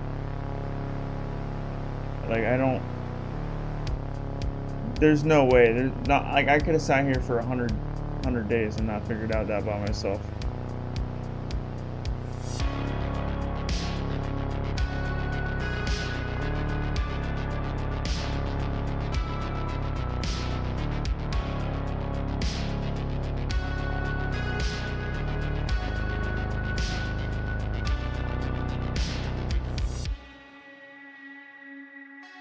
I still don't understand why, like even if I did find CGI/bin/user.pl and I found this, like, how do I know that this is vulnerable to shell shock? You know what I mean?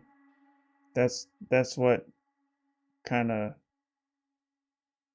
rubs me the wrong way. I'm like, well, how would I figure this out? Like, normally when I do hack the box, it's like, oh, okay, you know, I can connect the dots, but I cannot connect the dots with this, and it's annoying.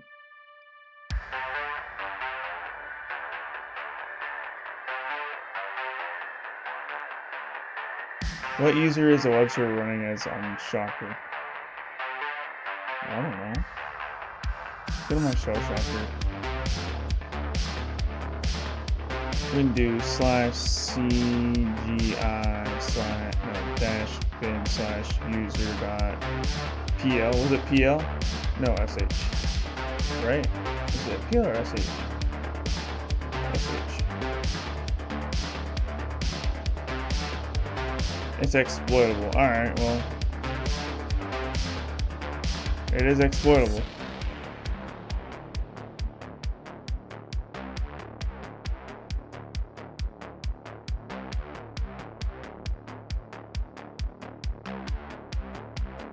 So how do I exploit it now? Go back to that shellshock.ph. So we can just run, choose between the original bug and the new one.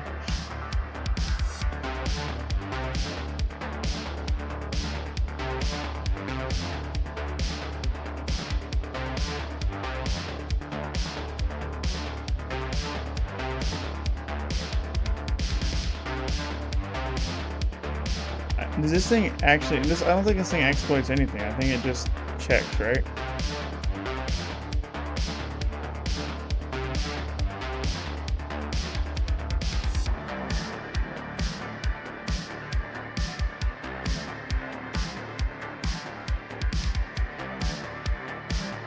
I think it just checks it. So how do I actually exploit shellshock?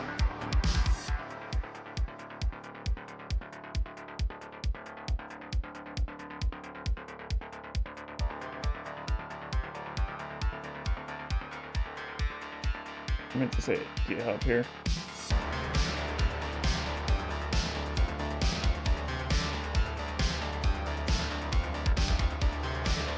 Shellshock exploit plus vulnerable environment. There are several ways to exploit this flaw. Exploit it with one-liner.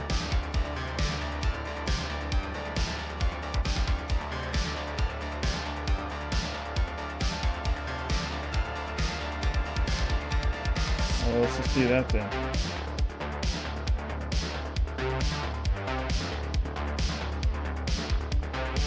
Alright, so there's our one-liner. So we know CGI bin / user.sh, and we know our HTTP is, let's put the IP address here. I want to turn guided mode off because we kind of got enough information here to exploit shellshock.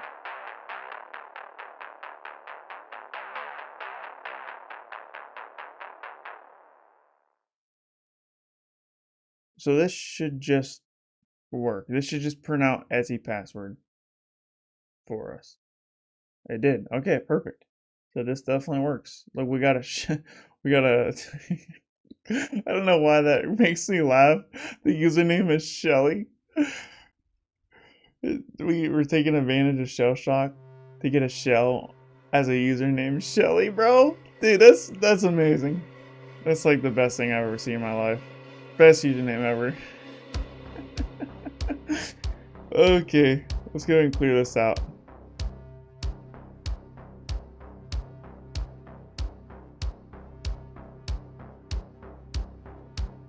Now we want to split our terminal horizontally here.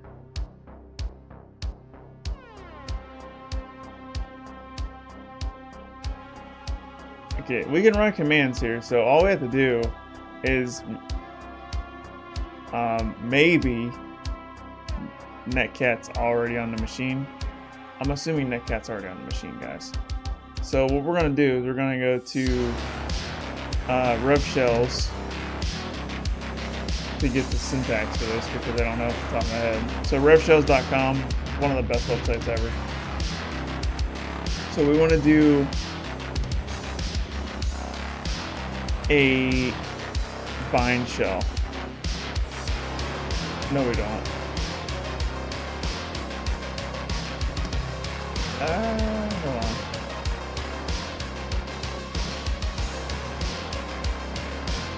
Here we go. This is what we want. Not a bind shell. Not a bind shell. So we just want to run this command right here, and in theory we should. What's our IP address? 10.10.16.25. We want to listen on port 443. Alright, so yeah, it's just -E. I thought there was more to it than that. We'll just try this. So we're going to start up a netcat. Let's turn to netcat-lnbp 443. So this is just listening on 443 for a connection. And if we do this command here, netcat back to my machine 443-E, in theory this should give us a shell. So let's see what happens. It did not give us a shell.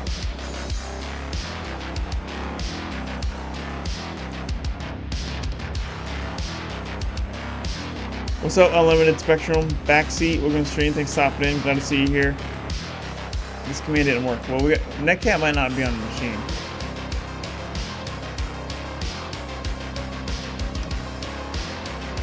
Netcat on the machine. Well, let's just run an ID here, see what user we are. We're Shelly, okay. Looks like it might be in part of an admin group here too, look at that. Admin, ADM, maybe some kind of admin privilege or something. I go by USB. Alright. I'll try to remember that USB. Thanks for letting me know. I don't know, I'm chuckling because USB, like, I wouldn't have came up with that acronym from your name if you didn't tell me.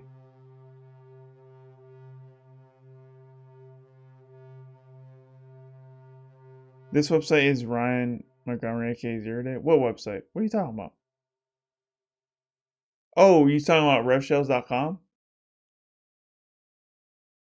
Oh, that's cool. I didn't know Zero Day made this website. I didn't know that. Oh yeah, it is. I hover over. It says 0 Day CTF. Wow. I did not know that. Wow. I did not know he made revshells.com.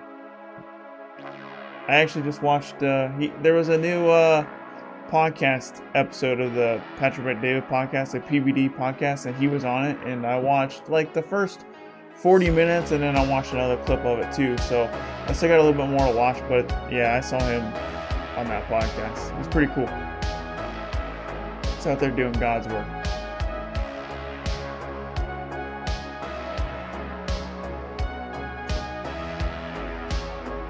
Alright, so we gotta figure out how to exploit this. So I think the best way to do this, honestly, this might be a little complicated, but this is the only way that's coming to my mind to exploit this. So we're gonna do MSF Venom.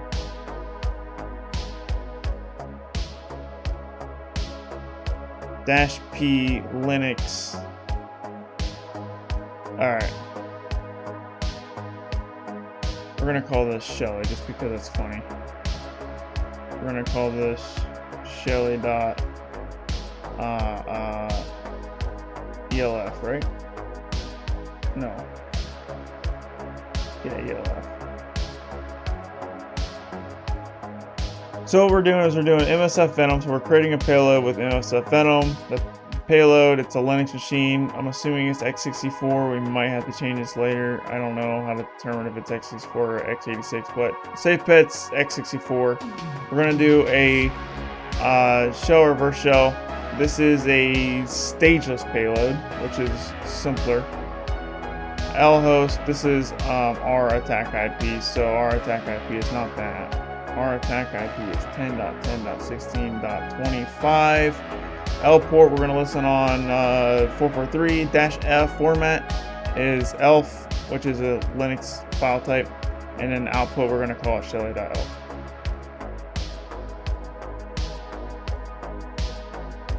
Actually, you know what? You're right. I don't know. I did say that was more complicated. Let's do this. You're right. I should not do this. This is a way to do it, but it's going to take multiple steps. So let's just do this then.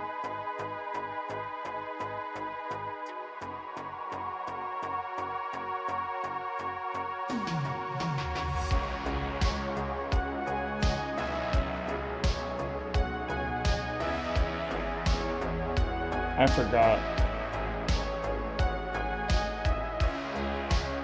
forgot that there is other rev shells, reverse shells that we can use that's not in rev shells. I literally have in my notes, rev shells not in rev shells. Because there's a few different ones that aren't in rev shells.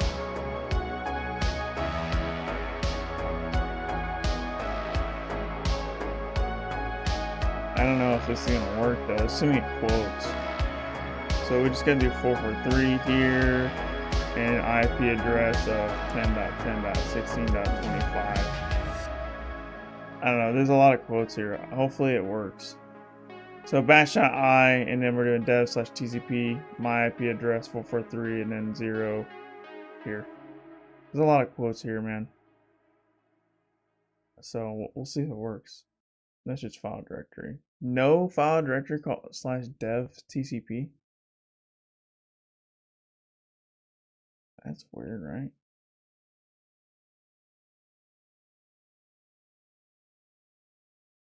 Let's go back to rev shells.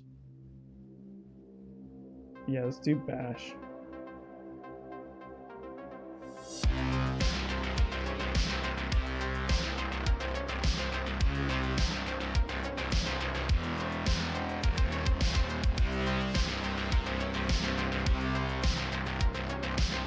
I'm gonna copy and paste what you gave me, Mr. Nobot, because I don't think that's in my notes. Is that in my notes?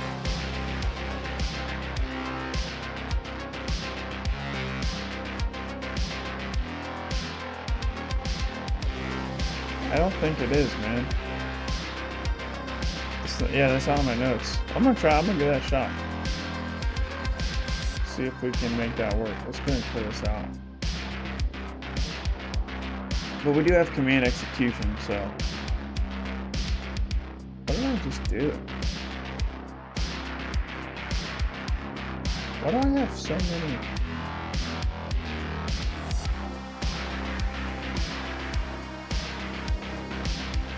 bin/b/c.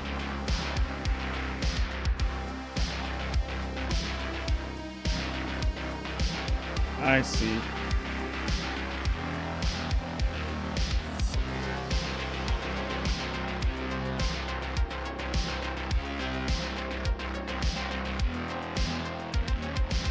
Alright, there we go. Let's see if that works. That worked. Nice. Thanks, Mr. Know What.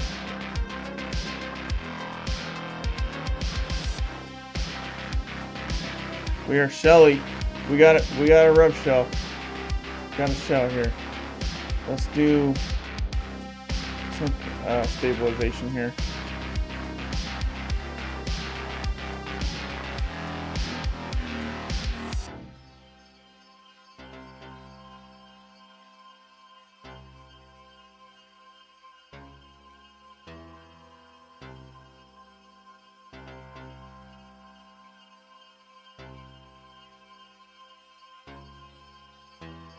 Alright.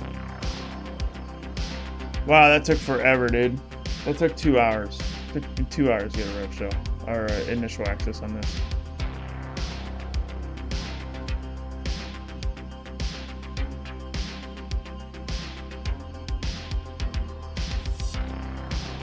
There we go. We got a user flag.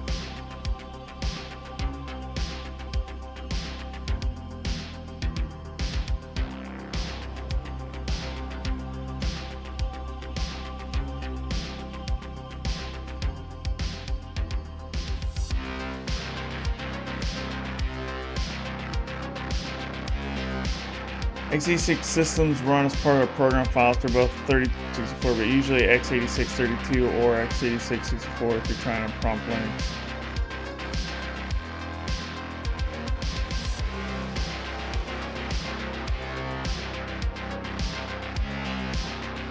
I think there's a pretty big delay between chat and what's going on.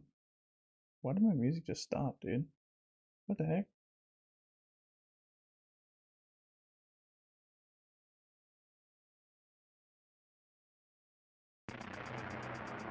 That was weird.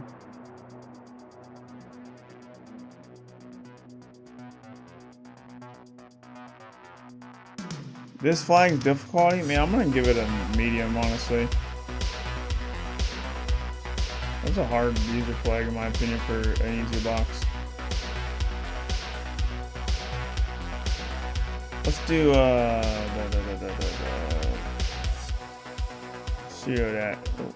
sudo-l.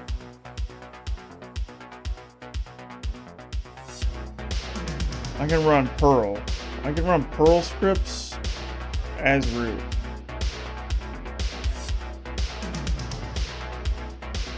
That sounds super dangerous, dude.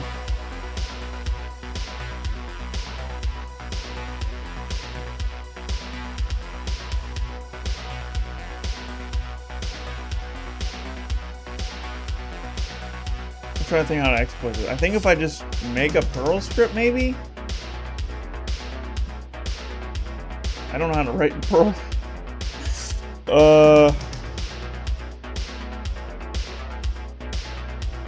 Let's go back to rev shells.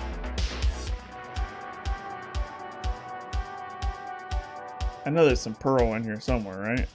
It's gotta be. Some Perl reverse shells. Can I just do like Perl? Here we go.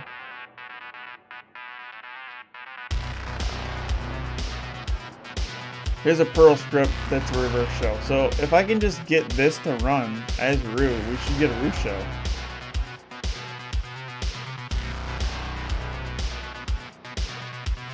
In theory. So let's just do nano exploit.pl. Paste this Perl script in here. And Control X, Y, enter. So if we do cat exploit.pl, so this is our exploit. I'm assuming this is gonna work. I don't know, man. Sudo-l again, just so I can get this path. So if I do this, paste this, and then I do it on exploit.py, not exploit.py. I use Python so much, it's exploit.pl. Maybe? Music's loud? How loud is it? I can turn it down a notch.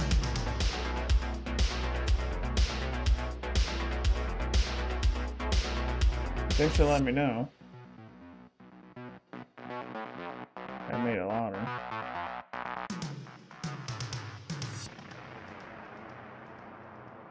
How's that? Is that better? I turned it down like 1 decimal.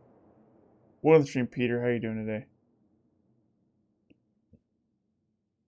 When the next track plays, let me know how the volume is. If it needs to go down more, let me know.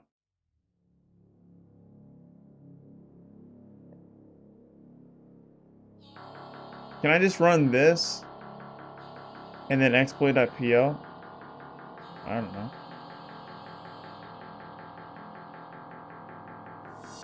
Much better? Well, the music was switching tracks. Let me know now. The music's in full effect now, so let me know if it needs to go down further.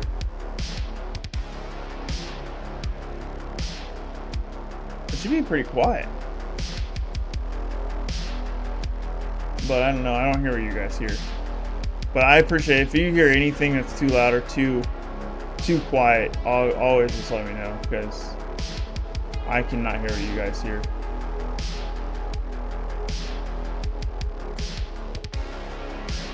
Maybe 10% lower.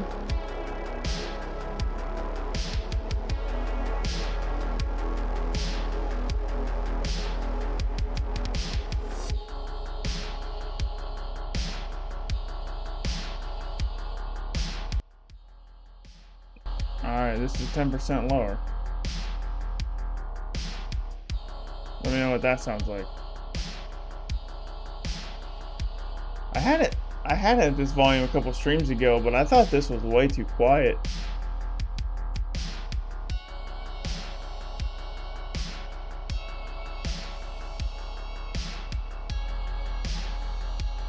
But yeah, I guess it makes sense.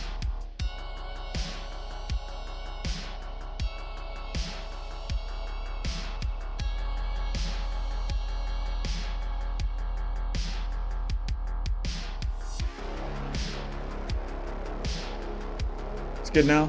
Alright, thanks for letting me know. I gotta figure out how to run. Yeah, I know, I gotta do a listener. I just want to see if I can run it, which is clearly not the case, but we do need to start a listener. netcat-lmvp443. Trying to figure out how to exploit this. Well, let's just Google this. There's gotta be a thing on it.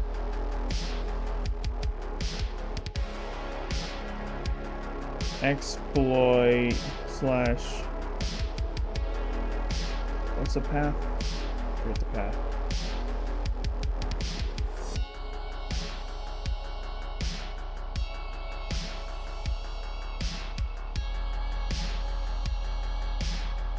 Perl GTFO bins.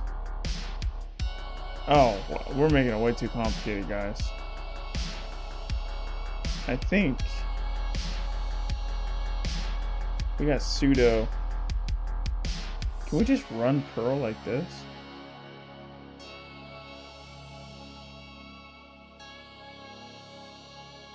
Would this just work? Did that work? That was too easy, dude. That was too easy, man. That was way too easy. We're root though. Look at that.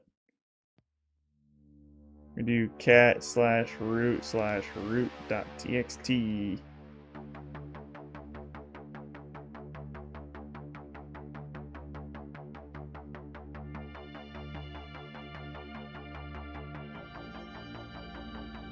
I was like trying to make a whole script and everything. I overcomplicate things too much sometimes. Shocker has been pwned. We did it, guys, and we still got time for another box. So let's go ahead and do that. But before we do that, we need to check the machine right up, wherever that is. Walkthroughs. Which group are we? We're in the root group.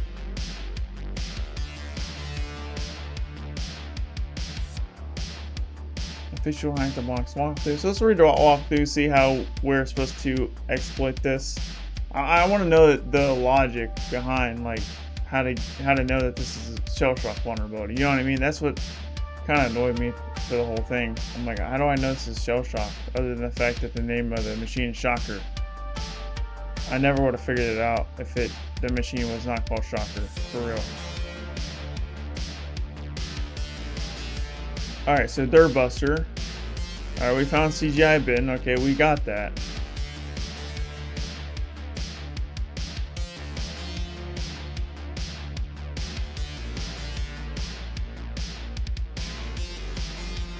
So it says, due to limited results and inferring from the name of the machine, it's fairly safe to assume at this point that the entry method will be through a script in CGI bin. I don't know, man. That's like I don't think it's a safe. I mean, I guess it is a safe assumption, but it's like, how do I come up with that assumption? I guess you have to know. You had to actually like know what shellshock is. You know what I mean?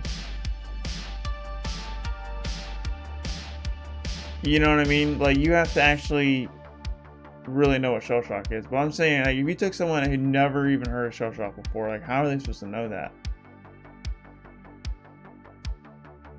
That bugs me, honestly. I don't know.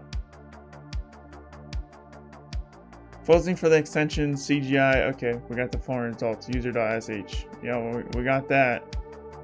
Exploitation. They use Metasploit. We did not use Metasploit for this. We found this. We found a. We used curl. Manual exploitation. They used this one. They used this shellshock command injection. So this is a Python script for shellshock command injection. We did not do that. We did this, guys.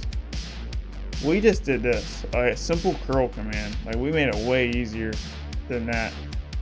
This was easy. We just found command injection. So anything you put in between these quotes here gets ran. And this is just the reverse shell. And yeah. So we did do it unintended in a way. We found honestly, I think we found an easier way. I mean, this might actually be a lot easier too, because this is automatic. I mean, it's doing the same thing. I think it's doing, yeah. See, it's still doing the same thing. It's just the way you go about it. It's different, I guess. But we didn't use a Python script. We used curl. Let's go back to the walkthrough. Where did that go? Where did it go? Here it is. Alright.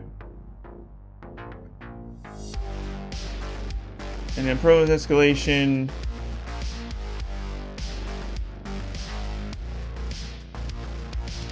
Sudo. Yeah. Yeah, that's exactly what we did. We did the same exact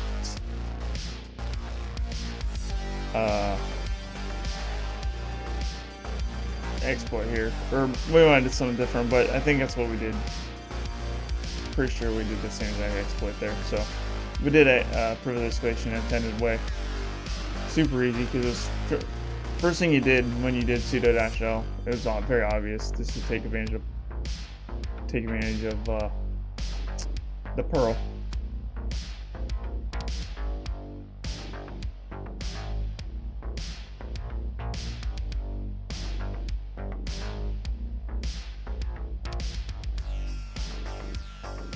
Is hack the box or try hack me better? It depends on your skill level. So if you're a beginner, I would go try hack me. After you do all the try hack me stuff, like if you do most, if not all of the try hack me paths, then migrate over to hack the box.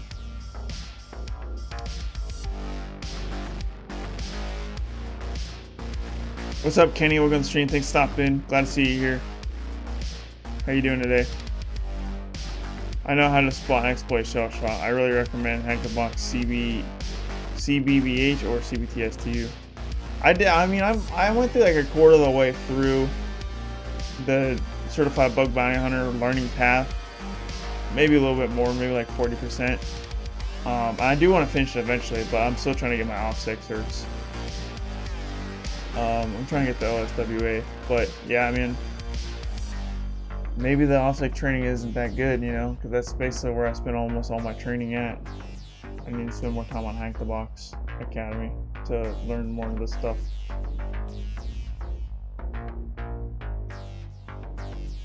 Alright, let's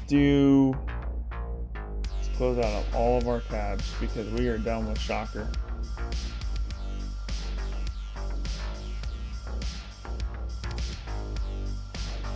Let's go ahead. Oh, the machine difficulty, piece of cake for the root flag, dude. And we will stop the machine, and we will go to, let's go back to machines, and we will go to retire machines, and the next one down the list.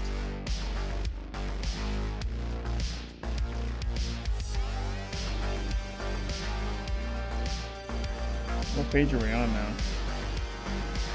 So the next easy box is did Mirai. Okay, we're on page 3 now.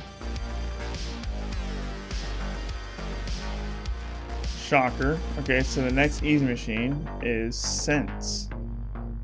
So that's what we're going to do. This is an OpenBSD. I have never, and I mean ever, touched an OpenBSD machine in my life. This is going to be extremely interesting. Let's go ahead and spin this one up. This one's going to be way interesting because dude, I don't even know that. I don't know nothing about OpenBSD. I mean, like, when I say I know nothing, I mean I know nothing.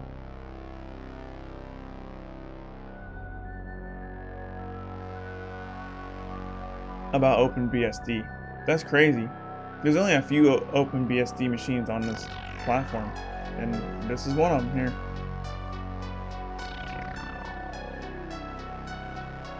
So this is gonna be fun, dude.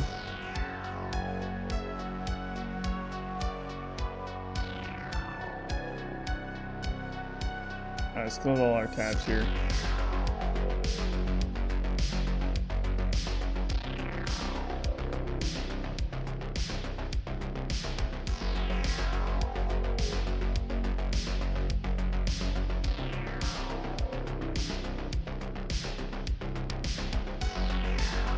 So we're going to rust scan again. See how.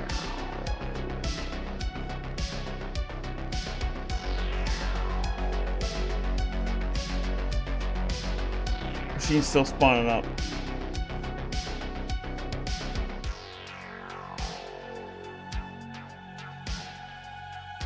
OSCP is good for HR. Hack the box. Certified Book Bounty Hunter and CPTS is great for learning. Yeah, that's what it's seeming like, man. Your friend did both. He likes Academy more. Yeah, that's what it sounds like. Alright, so we got the machine load. Let's go ahead and copy the IP address here, and we will do a good old-fashioned rust scan. I'm not going to explain rust scan because I did earlier in the stream. If you're joining in late, basically rust scan is a faster version of Nmap.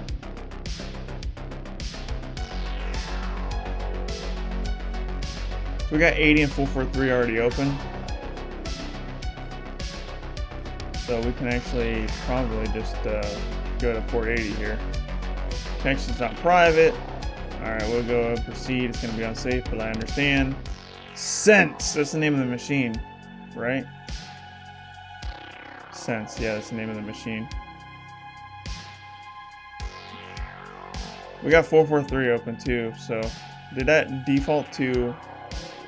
So we got a username and password, so let's just look up Sense. Sense default creds. Default username and password. See if there's anything on here. PF Sense, is that what it is?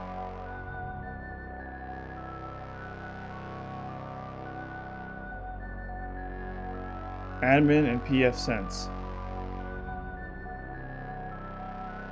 Admin PF Sense. See if that works. Nope, didn't work.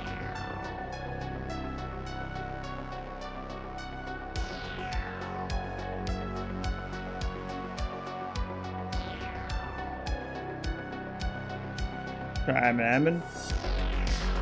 Admin password? Nope. No, that's working. Let's see what's on HTTPS. HTTPS://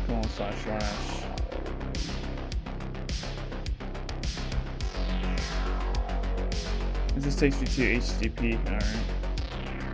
It's still scanned. Well, while that's waiting.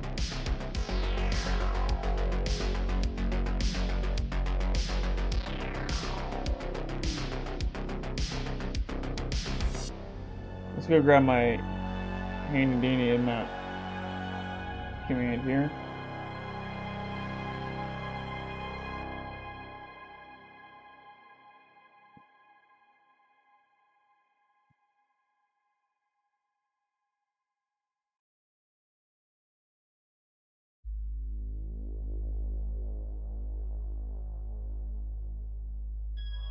Ports is 80 and 443. So again, I run a SIMAP scan every stream. I already said it in the stream, so I'm not going to explain it.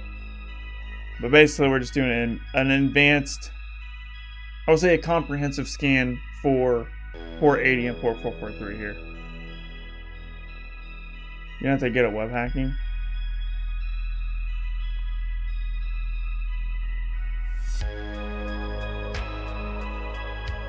pfSense is a firewall. Interesting.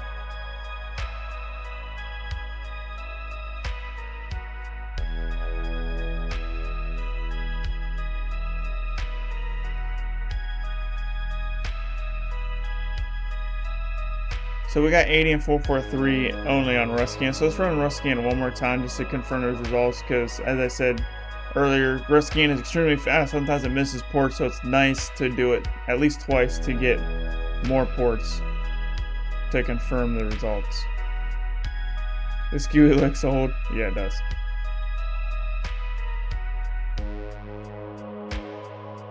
Alright, well, we can also do fuzzing.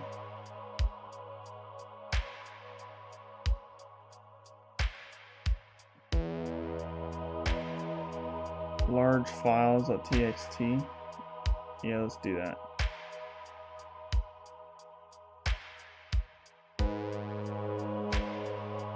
Let's grab our IP address here. We're on fuzzing, see if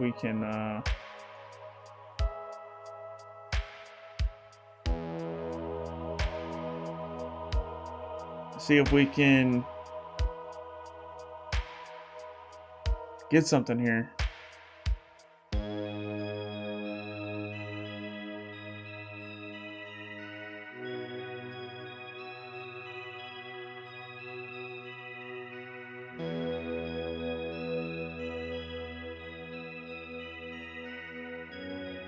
We can also brute force the login as well. We know the default username is admin, but they could have changed the password. So we can do like a Hydra. We're going to open this up in Firefox here. And we're going to go to our target IP address again. We're going to accept the risk. And we are going to hit F12 to open up our network. We're going to do username admin, password. We're going to type in my name. It don't matter what you put here. And hit login. Don't save. Alright, so here's our post request. We'll grab the raw data here and we want to copy this entire thing. Copy. And then in our Hydra command, we want to take our request and put it right here in between these two colons. And then this last part here, the last colon, we want to put the login fail text, which in this case is username or password incorrect. Copy that. And we want to paste that here. And then we want to delete admin, and we want to put user in all caps with 2 carets around it. And then for the password, we want to delete my name, and we want to do caret pass in all caps. And then now we want to change the root to admin here, because we know the default login is admin. It could be different, but it's worth trying. And then we want to specify our IP address here.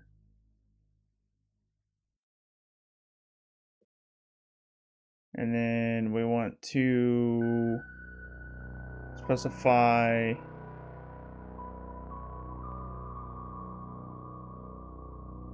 the login path, which is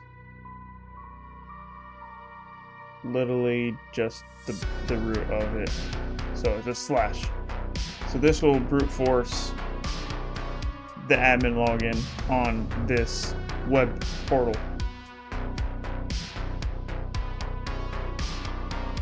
Did you ever get initial access with script vulns on Nmap?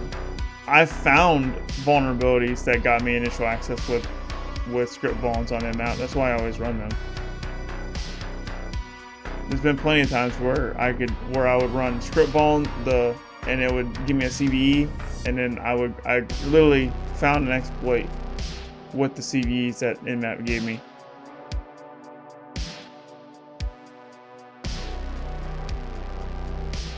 Which I guess that's why I spend a lot of time looking at that up and down that list when I get those Nmap results, because I have gotten initial access that way several times actually.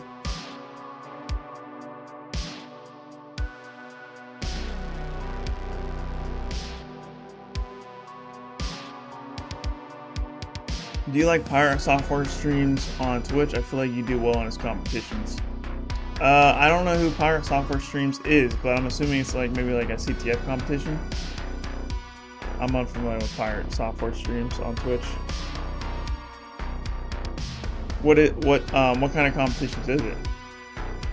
We got our Nmap results back. So our Rust scan says the same stuff here, so I'm gonna go ahead and exit this Rust scan. And we're going to zoom in a little bit here.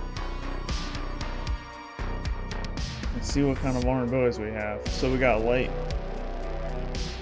We got some CVs here.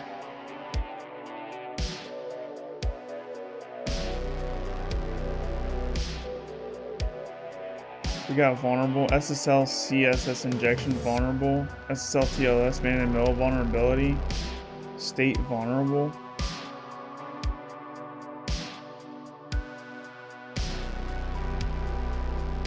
He currently works for the DOE. Is that Department of Energy? What the heck? We got nothing on Furrock Special here, dude. Alright, well, let's try...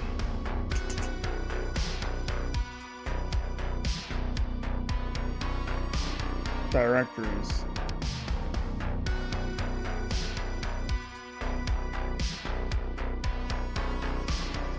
Alright, so... this is an OCV, wow. Let's look up this CV here.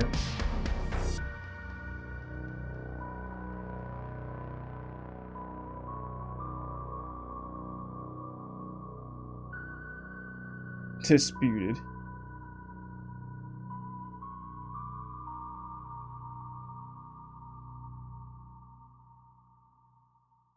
Base score. It's a critical.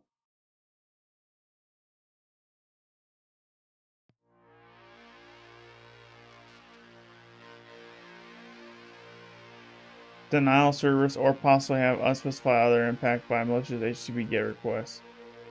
I don't want to shut it down. This is a DOS attack. I don't want to do a denial of service attack on it. This doesn't do me any good.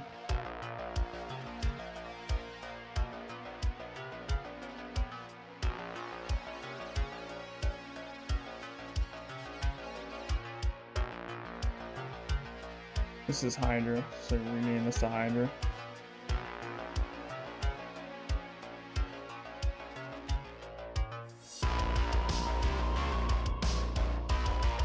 Still nothing on Furrock Buster.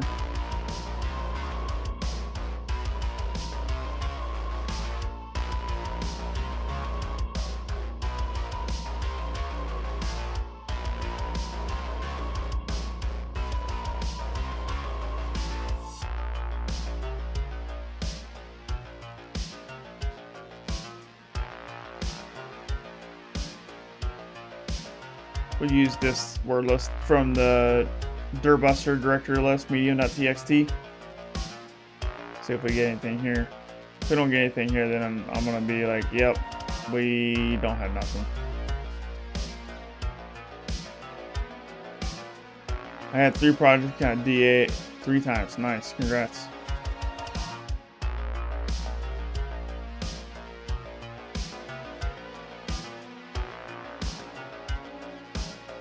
Are you looking for other cybersecurity creators on a platform at all, like to connect or anything like? I'm not actively looking for it. However, I'm not opposed. I'm willing to collaborate with other creators. Like if another creator hit me up and like, hey, let's do a collab, I would look into that and consider that offer for sure. I'm always willing to collab with people. I'm just not I'm not on the hunt, I guess. I am on the hunt for, so I run a podcast called The Hacker's Cache. I'm always looking for guests for that show. So if you know anybody that should be on that show, or if you want somebody on my podcast, definitely let me know and I will get them on the podcast. And so in a way, I am constantly looking for, they're not always creators, it's just anybody who does penetration testing and ethical hacking professionally is basically the people I interview, or people who work in cybersecurity professionally as a blue teamer who spends a lot of time with offensive security skills and projects. For example, like my first podcast episode, I had a cybersecurity analyst who had an OSCP and he does hack the box like every single week. So that's why I brought him on. Even though he doesn't work as a full-time pentester or red team or anything like that, he has OSCP and he does hack the box all the time. So that's why I brought him on the show. So those are the kind of people I'm looking for my podcast. So definitely let me know if you have someone that should be on that show. You can email me at kyser@kyserclark.com, or you can hit me up on LinkedIn is the best way to contact me for as far as like getting people on the show. And as far as collaboration with other creators, yeah, absolutely. I guess I'm afraid to contact other creators because I'm kind of on the smaller side as a creator. So I don't want to waste other creators' time. You know what I mean? I don't want to feel like I am, when it comes to a large creator, I don't want to feel like I'm like taking their views away or something. I don't know. It's kind of weird. I don't like contacting creators that are much larger than me.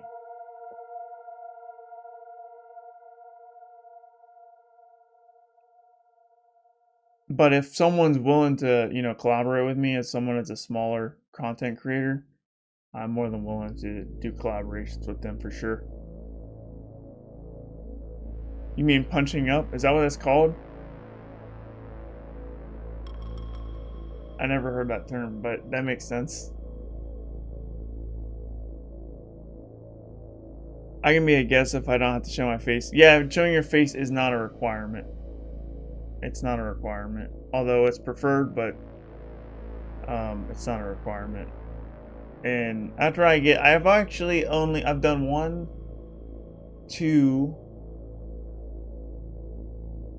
I've done one podcast episode where that's the person showing their face. And then I did another episode where their profile picture was shown, but they weren't on camera. Like, in their profile picture was their real face, but they weren't on the camera, if that makes sense. Yeah, it's viewed like a weight class where new creators are featherweight. Yeah, I guess that makes sense.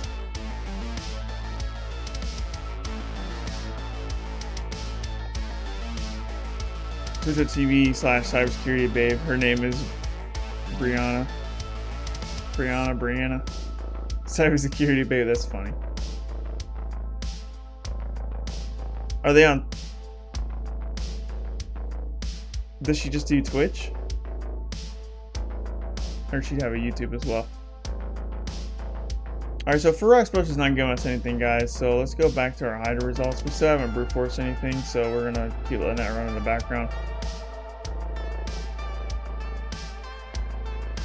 Just hit you up on Discord. Did you join my Discord, Mr. Nobot? What's your Discord username? Is it the same? Remind me if it's not. Alright, so it looks like we're going to take advantage of one of these CVEs here, I'm assuming. This is a denial server, so that's not good.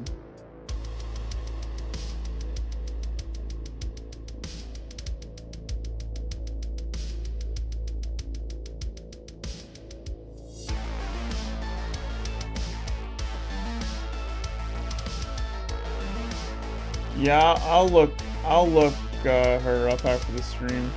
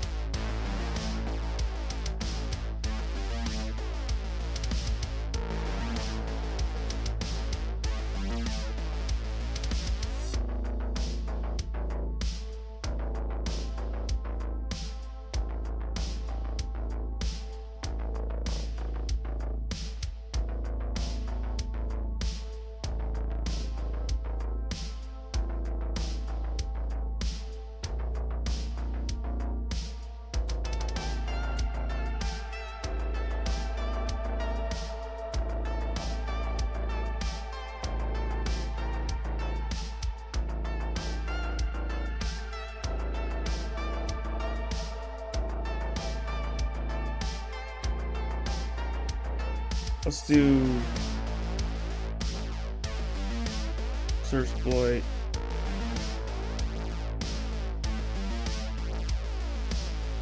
Nothing? 1435. Multiple code execution, denial servers, information explosion. Oh, that sounds. That's before. All these are before denial servers, POC. Slow request handling, denial service. Source code disclosure.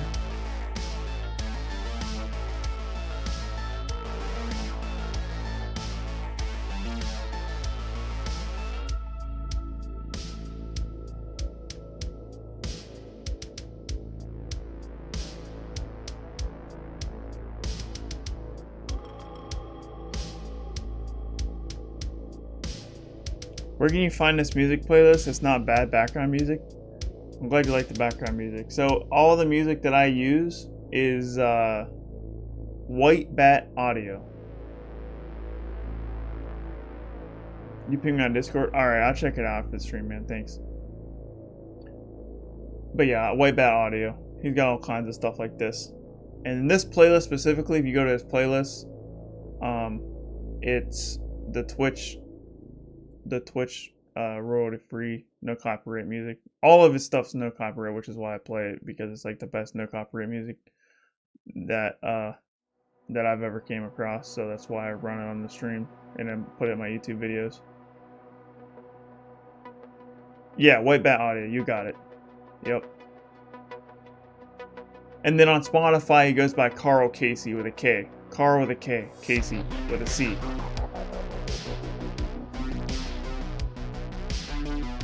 Yeah, Carl with a K and Casey with a C. Carl Casey.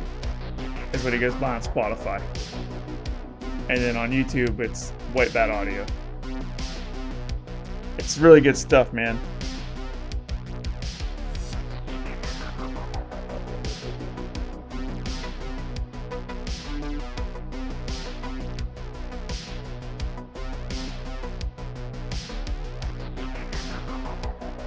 Let's see here.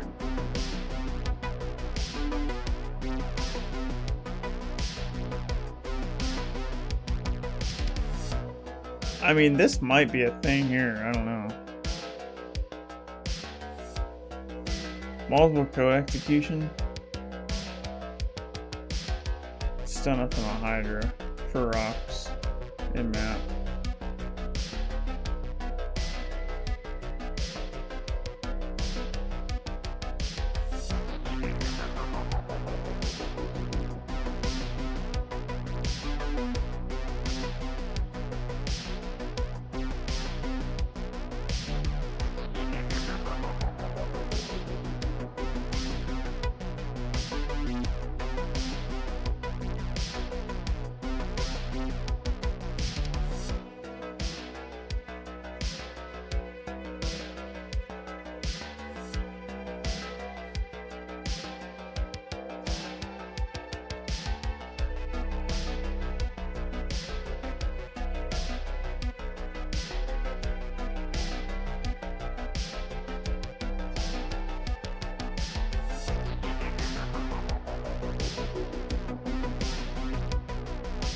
Yeah, there's only 2 ports open, and it's 80 and 443, so it's just late TPD 1435.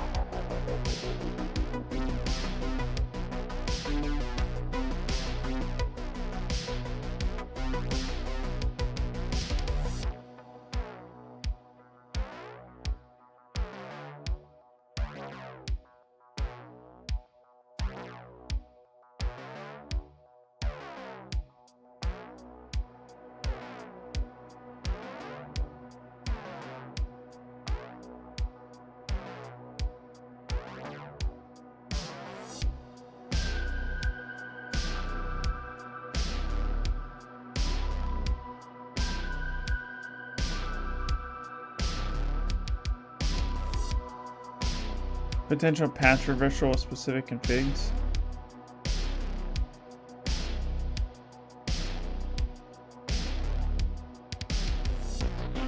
Has a signed integer overflow which allows remote attackers to cause a denial service. or possible unspecified other impact glitch.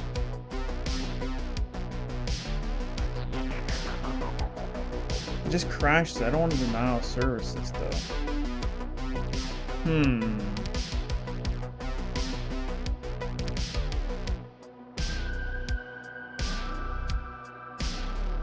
I don't think brute forcing the login here is the way to go. Let's look up pfSense. If I can get a version number.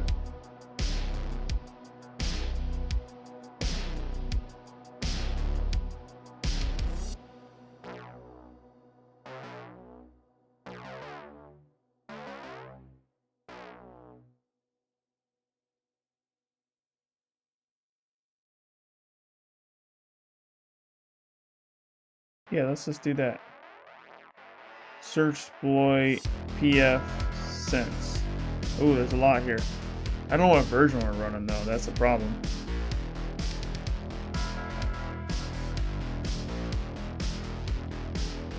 Well, let's do this. View page source.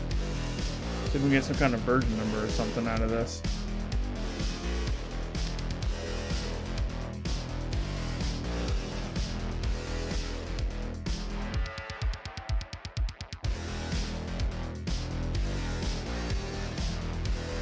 Debugging helper, alert form, serialized iForm.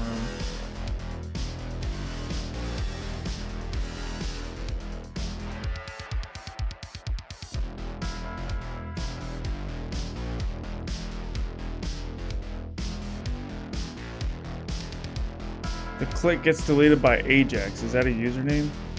Or that's a that might not be a username.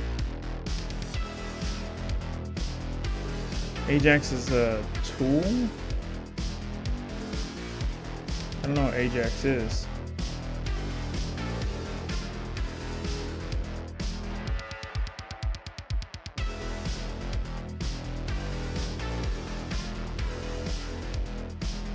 This sucks. If you Google OpenBSD Lite TTPD, the hacker box comes up with walkthroughs. Yeah, we don't want to go into that yet. I mean, we'll pull. Luckily, I haven't had to use a full walkthrough. I've had to use some guided mode a little bit for some of these streams, but I've been doing pretty good not having to look at the walkthroughs, man. Which I'm pretty proud of myself for that. But it's a authenticate. I don't have authentication. Command execution.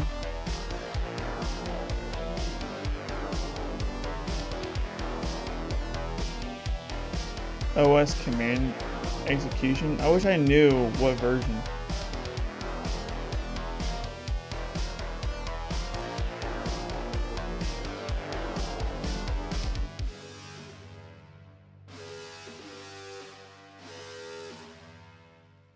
It's a web protocol, Ajax, specifically for web applications. Thanks for letting me know.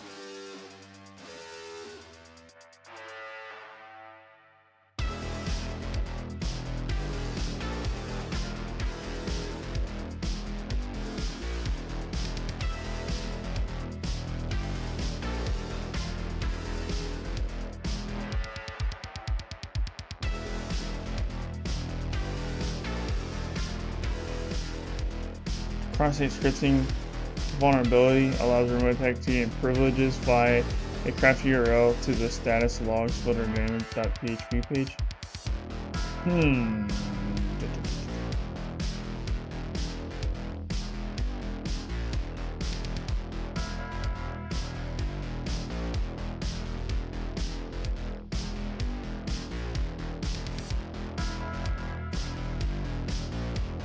OS command injection.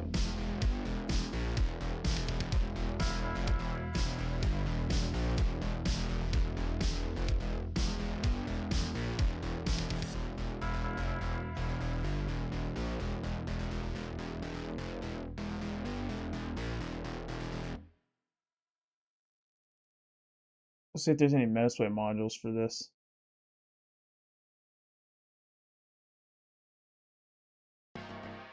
I'm assuming since the name of the machine is Sense, it's something to do with the pfSense. You know what I mean?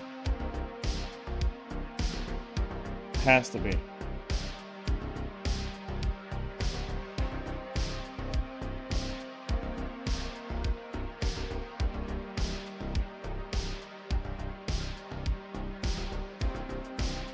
I don't know why my machine's going so slow.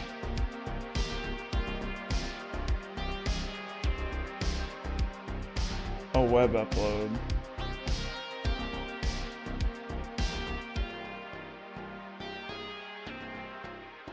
Blue keep. Why is that popping up? Exploit Unix, pfSense, clickjacking vulnerability across the error page. Cold fusion.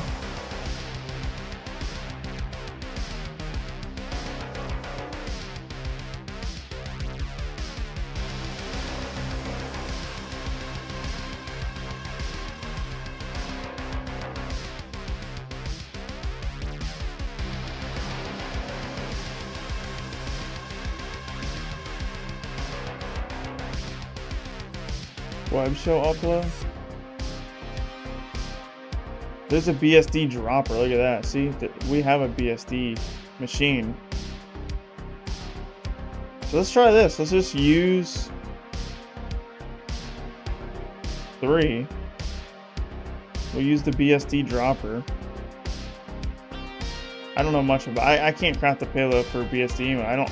Honestly, I don't even know what BSD is. Options. Let's set lhost 2.10.10.16.25. That's my IP address. Set rhost 2, and then this will be our target IP address. This might work.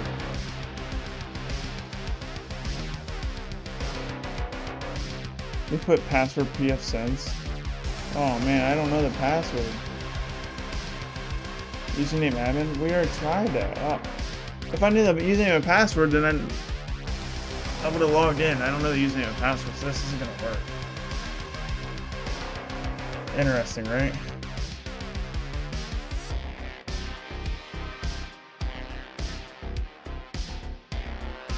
Let's try it one more time. Admin pfSense. Yeah, it didn't work. Well, wait, this ain't gonna work.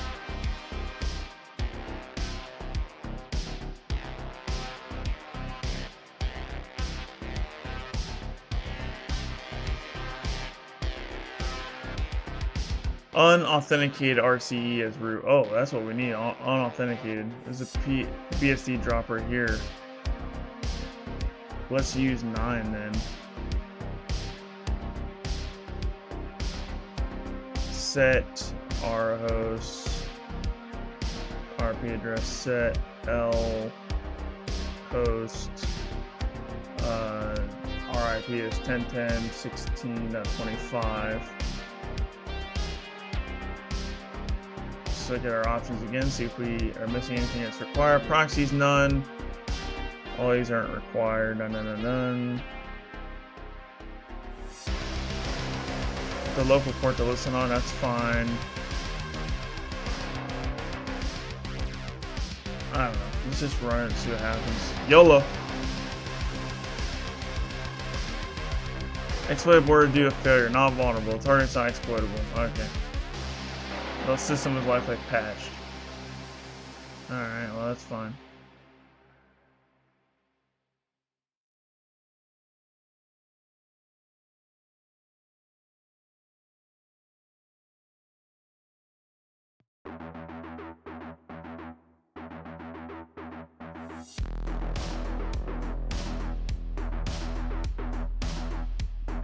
Clickjack vulnerability is a check. Restore data command injection.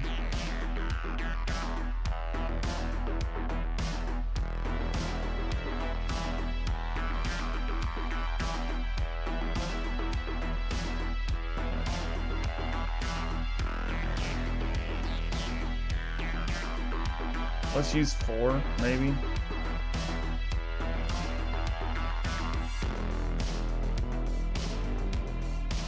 We don't know the Yeah. Dang. Okay. We don't know the username and password, so. Huh. I don't know, man. I don't know.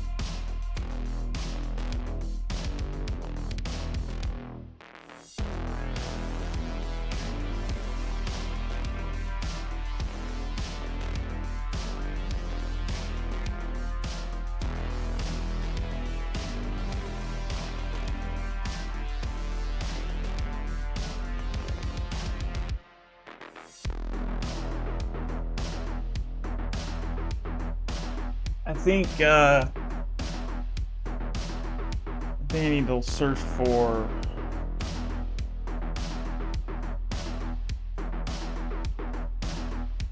this light TPD.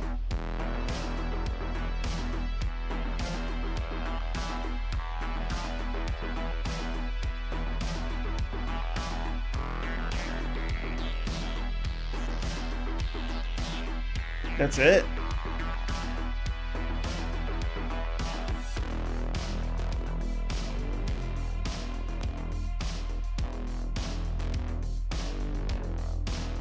Nothing for light TPD in Metasploit.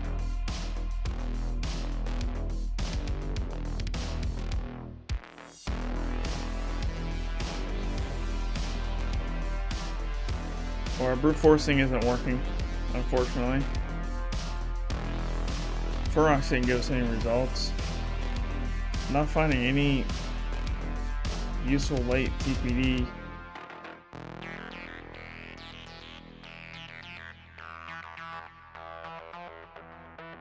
Exploits here.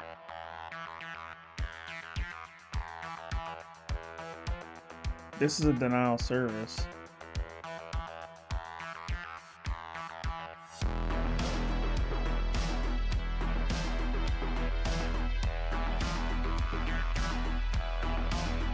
This is man-in-the-middle attacks, but I don't know if that's gonna help us out because there's gotta be used on the machine to like capture data, I think, right? I don't know.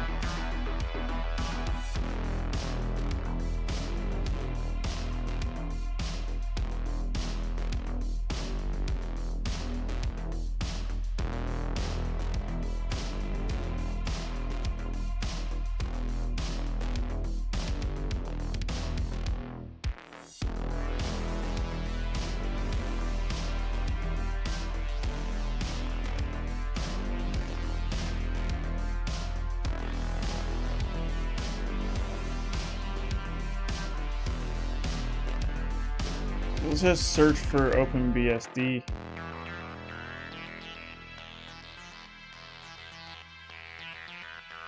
What version? We think we have version 4, local privilege escalation, so that might come in handy later.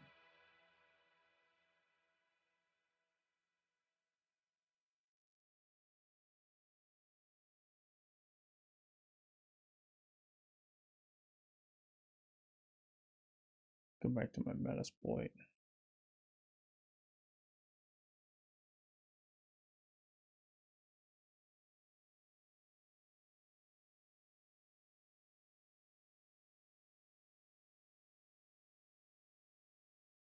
Dynamic loader privilege escalation, that isn't going to work because we got to get initial access first. Western Digital remote code execution. That sounds really interesting, but that's not, has nothing to do with OpenBSD, so I don't know why that even turned up. SUID local privilege escalation. Okay, well, that's not going to work. Might be some privilege escalation vectors that way, but we gotta get initial access first. Wonder what.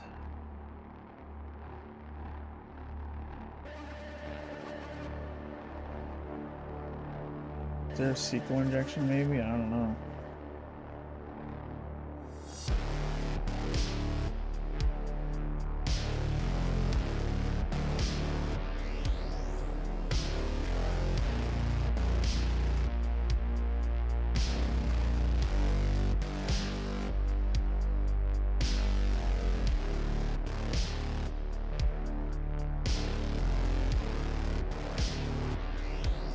Maybe there's other default creds we can try.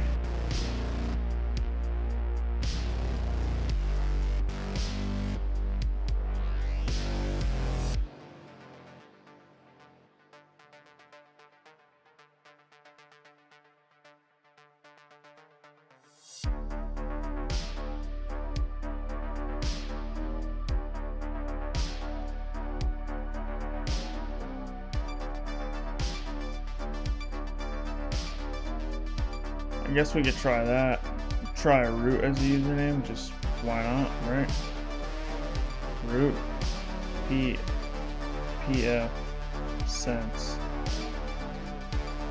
root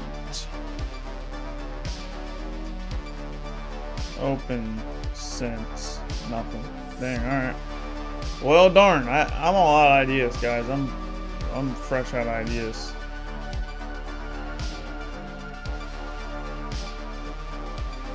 I don't know what else to try at this point. I only got an hour left on the stream. I'm not seeing anything on late TPD, and I'm not seeing anything for. I'm missing something. Let's go to guided mode since we only got an hour left. I don't want to not get this done. What's the name of the web server running on? PF Sense. We know that. What? Name of the web server? Oh, it's light something. Light TPD. Light TPD. What's up, Clay Hacks? How you doing, man? Thanks for stopping in, dude. Did you try LFI? I did not.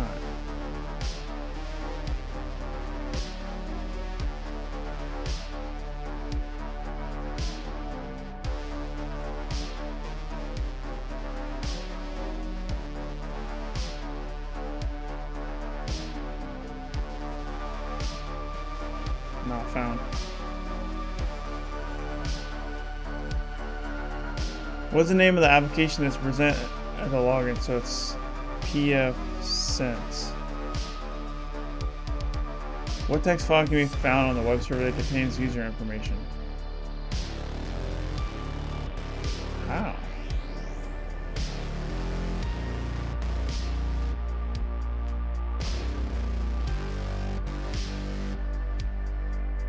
How do I get a text file that contains user information? So Catherine, thanks for stopping in. What do you mean by nmap? I already ran nmap scan.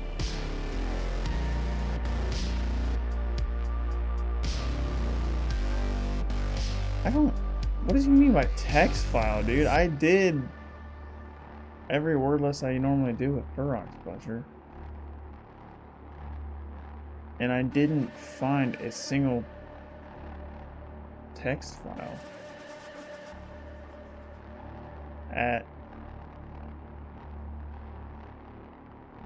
I mean, I guess I could try HTTPS here, see if that does anything.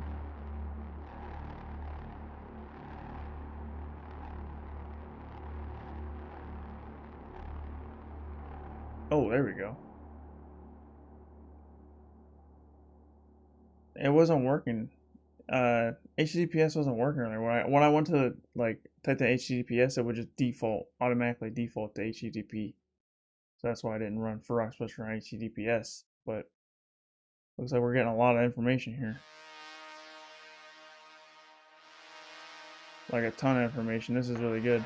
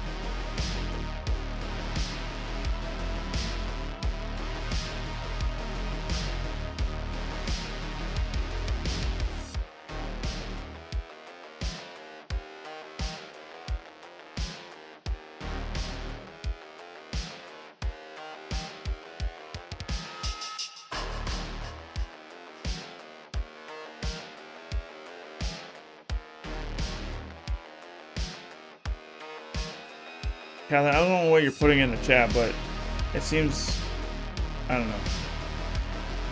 You're just putting things in the chat that has no context. I'm already doing fuzzing the directories.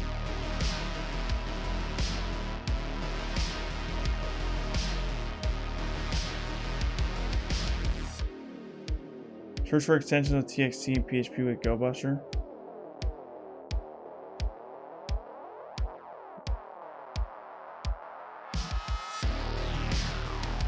I guess I could do that.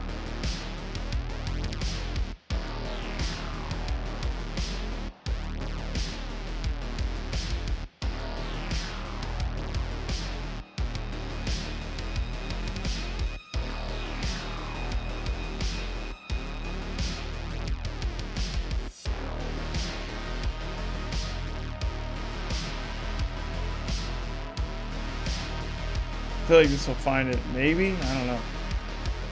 Let's see JS, code.js, index.php, theme, CSS. I don't see anything about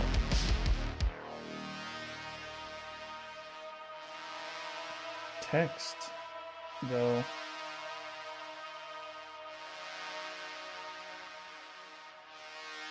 What word list did I use? The medium?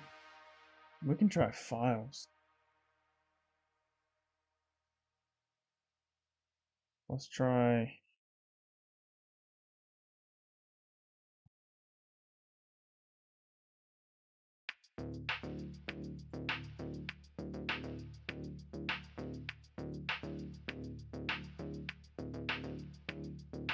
Try large files. Let's do this.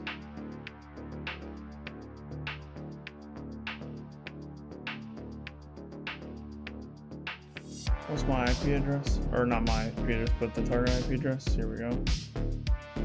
Let's try this. https:// paste IP address here. And we'll do raf large files. See if we get anything out of this.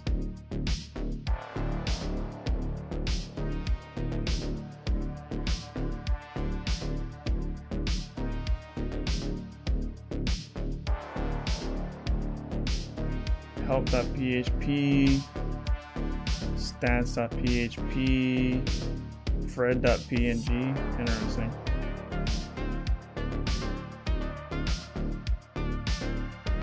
changelog.txt.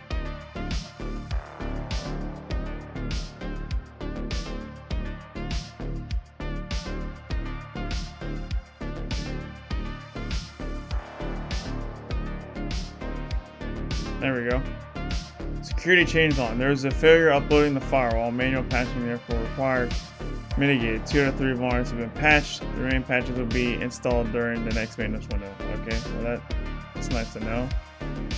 But that doesn't really give us. It just tells us just vulnerabilities. It's not patched. We just gotta figure out what that is. We're looking for a text file. Changelog.txt was.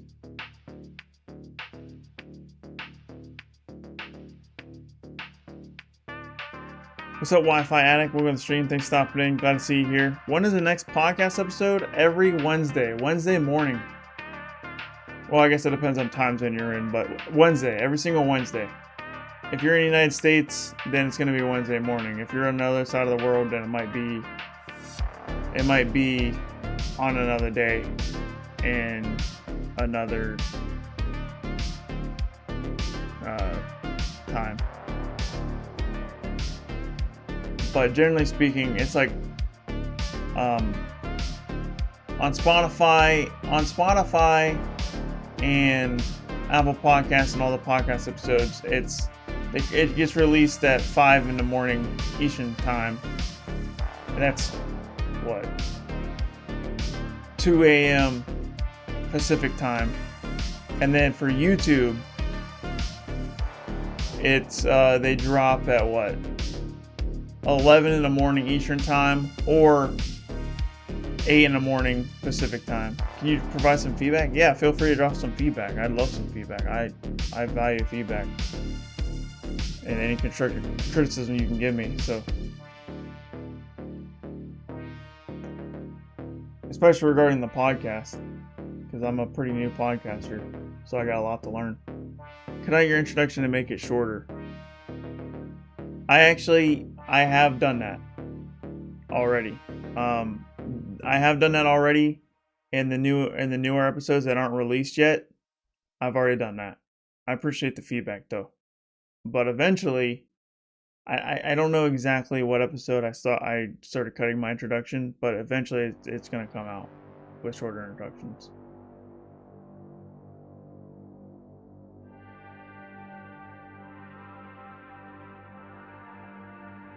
What's up, Android Learning? What extreme things happening? Yeah, I would say give it like 2 or 3 episodes from now. You're going to see a shorter introduction. I've already done that because I thought that was a useful thing to do as well. I was about to start making it longer again because I saw something else I should make it longer. We'll see.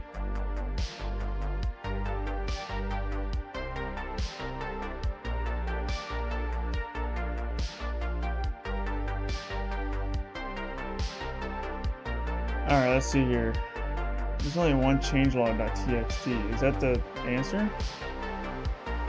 What file can be found on a website that contains user information? Changelog.txt. It's not that. It doesn't have user information. I didn't find any txt files other than changelog. Changelog.txt. That's wild, dude. I always seem like I almost always have the wrong word list. Like, I don't understand why I always have the wrong word list, dude.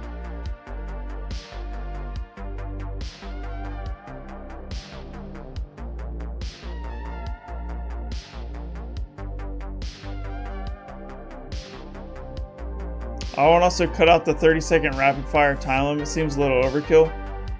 So you're saying just do the questions, like the rapid fire questions without a time limit? Or just cut out the rapid fire questions altogether?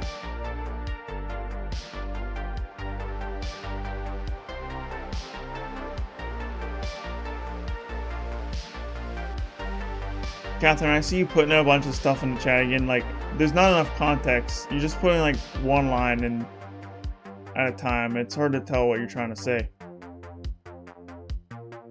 Did I stop playing new releases? Yeah, I did actually, because I wanted to keep doing Hack the Box, but I wanted to stream them, and obviously I can't stream active boxes.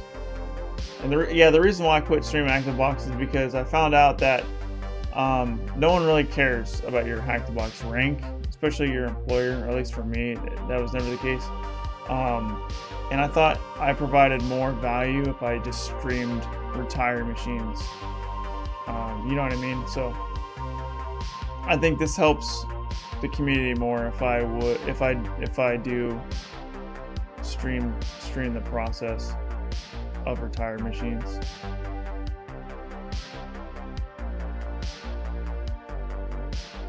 And I don't have time to do both, unfortunately. I can either do one or the other.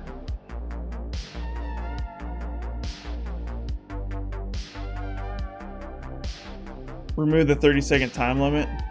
Interesting.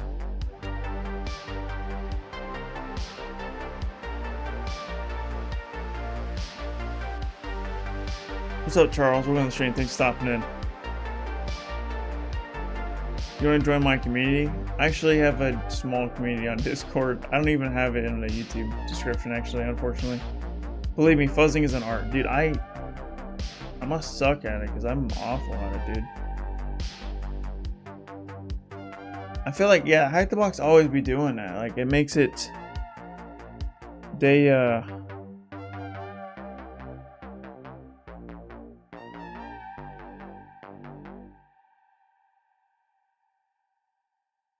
No context needed.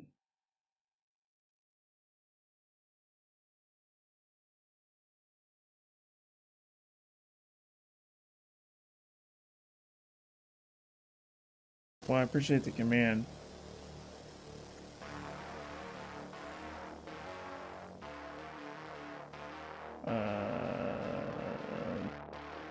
It's not go buster with a capital G, it's a lowercase g. We can try it out. I appreciate you pasting it in there.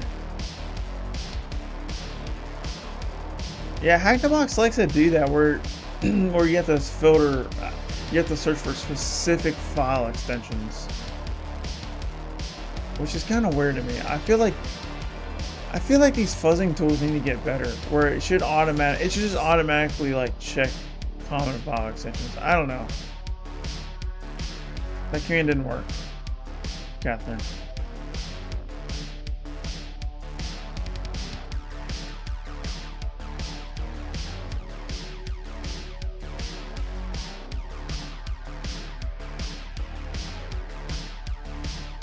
Didn't paste it? What do you mean didn't paste it? Oh, did I not put my IP address? No, I did.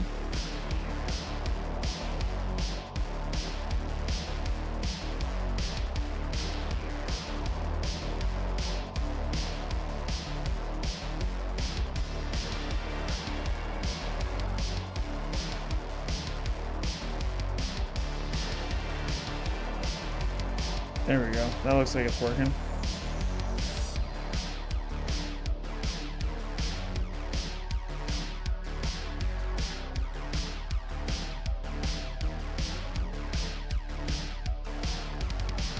I'm gonna put this in my notes.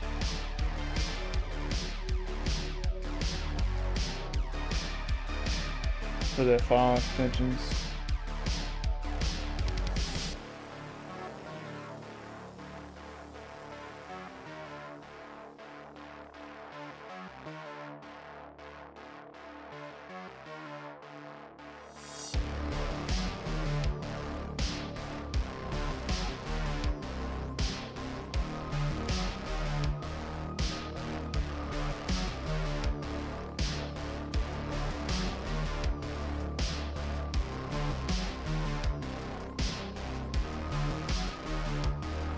See what happens here.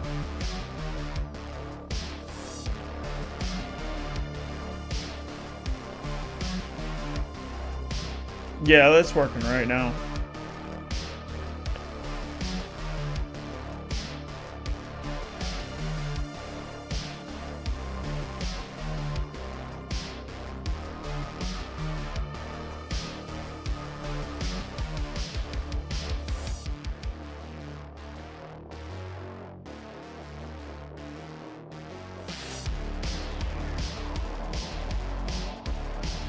Like your last stream so far, good job. Thanks.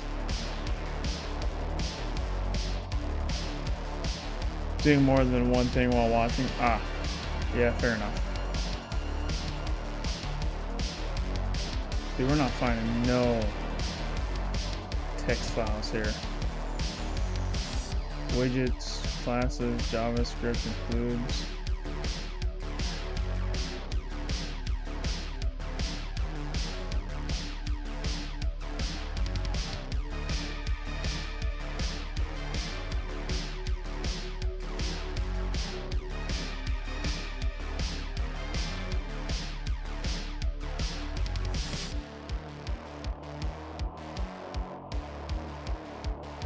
Let's look at these other ones. Oh my god, what just happened? What? Why did I get at this? I just wanted to copy and paste that.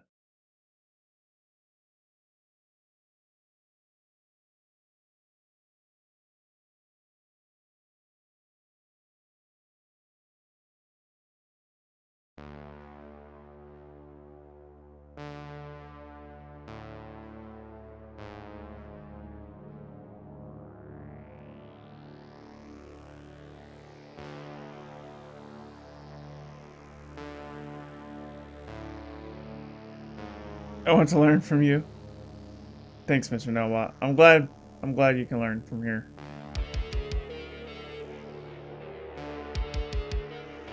Yeah, man, I'm not the best fuzzer in the world when it comes to directory fuzzing, I guess, man.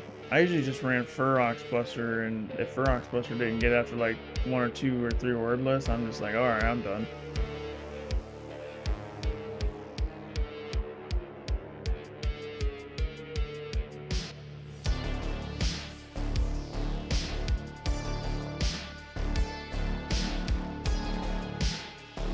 Still don't see any text files though.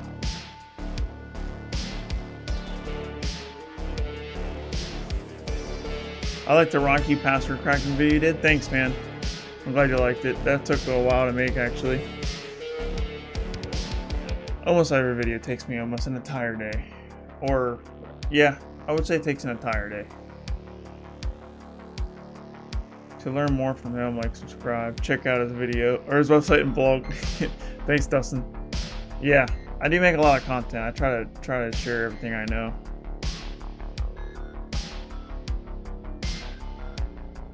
Slowly but surely, I'm gonna do more tools on YouTube, and I'm gonna do more.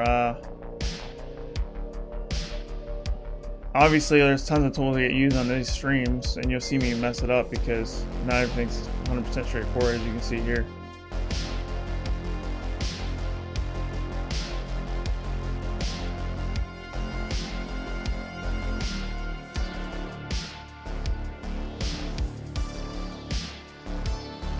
I'm still not getting any.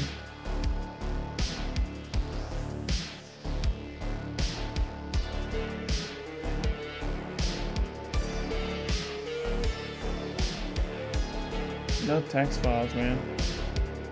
Let's look at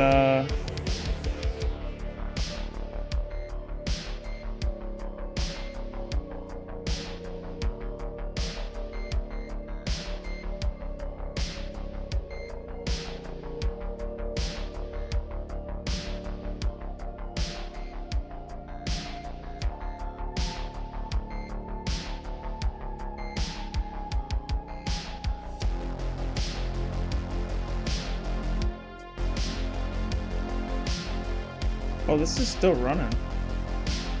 I didn't realize this is still running, dude. Don't know why GoBuster is going so slow. This Ferox Buster is eating up all the bandwidth.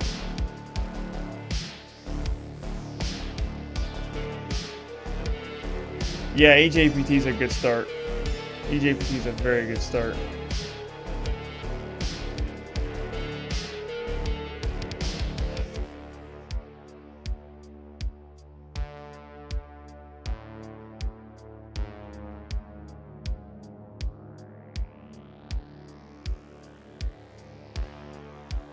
You want to learn red team black hat hacking? Well, we don't advertise. We don't advertise. What's the word? Advocate black hat hacking, man. I only do legal and ethical hacking here. Black hat hacking is illegal. Only white hat hacking over here. Don't do black hat hacking. That's how you get a prison. It's not worth it.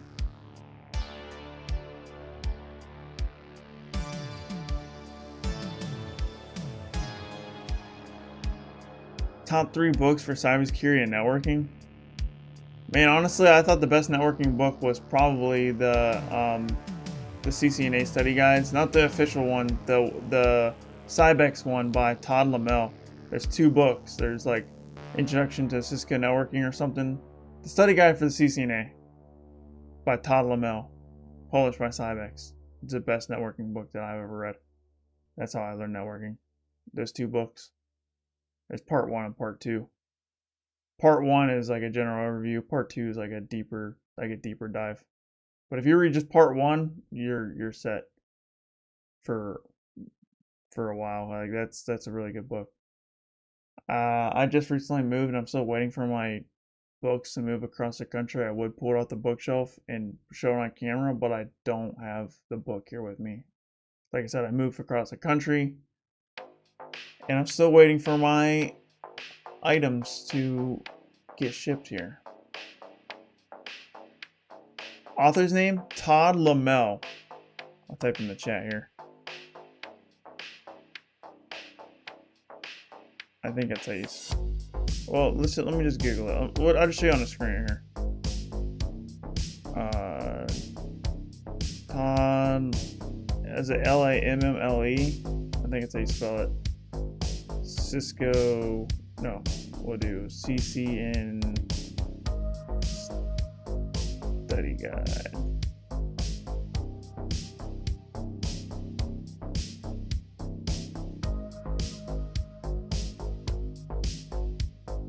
This book right here.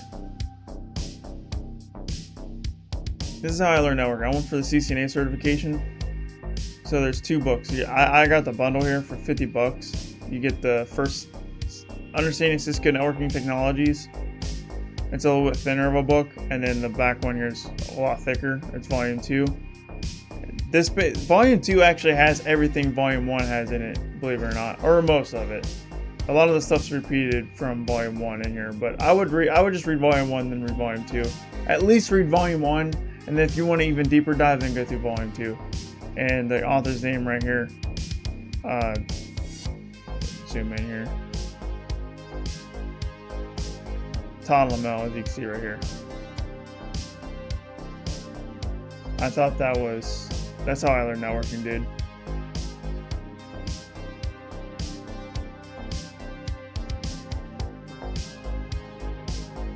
Linux for Hackers by OTW.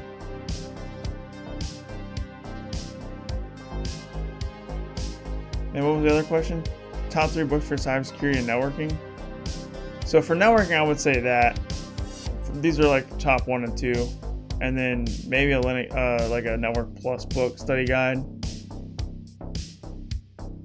For cybersecurity, honestly, man, I would go with. I like study guides, dude. For believe it or not, they sound boring, but the Security Plus study guide was what got me into security. So I would start off with Security Plus study guide.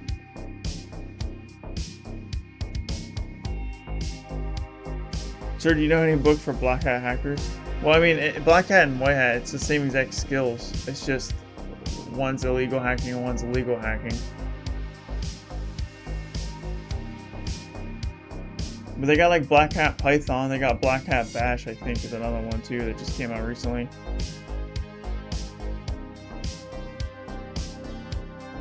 Let's see if we got any TXT files here. I got nothing, dude. I'm gonna close out of this.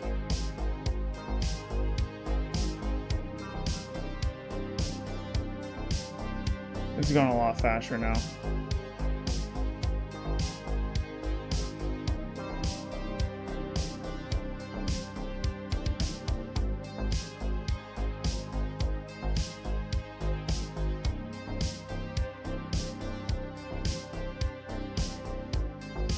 Dude, I hate hack the box fuzzing, dude. It takes so long just to figure out like where a text file is, dude. They don't make it easy.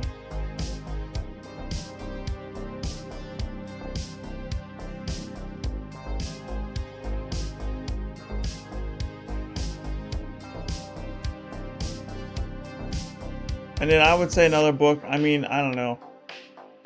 Probably a Linux book. Probably Linux for Hackers is probably a good one. I heard that one's really good.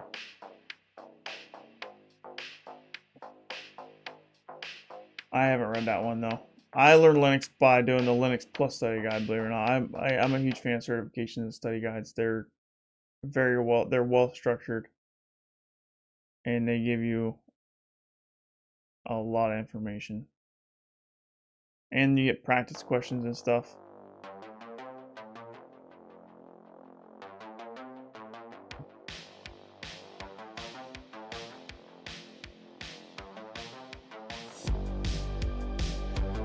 This is probably my favorite song by White Bat Audio. It's called Hackers, and it's kind of funny because it's called Hackers. But this is actually his most popular song. Carl Casey, White Bat Audio, and this is actually the song that I use for my intro to my podcast. It's a song that you hear in every episode.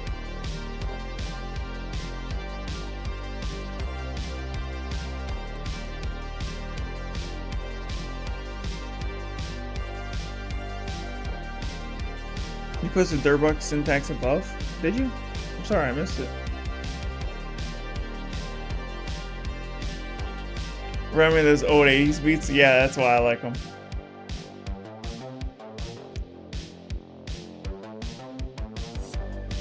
I'm trying to find it. I don't see the dirt. What did you say?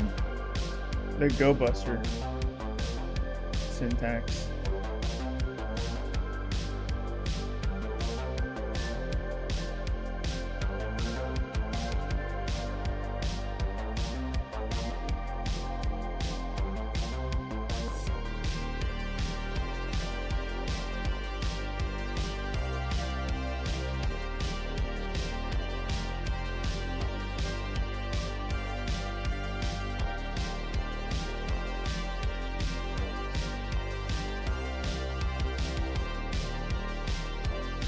Well, I am using Go Buster here. That Catherine gave me.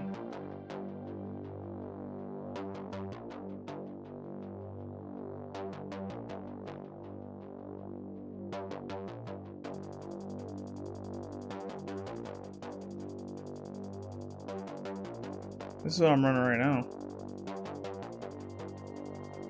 I don't see you post anything, Mr. Nobot, about Go Buster.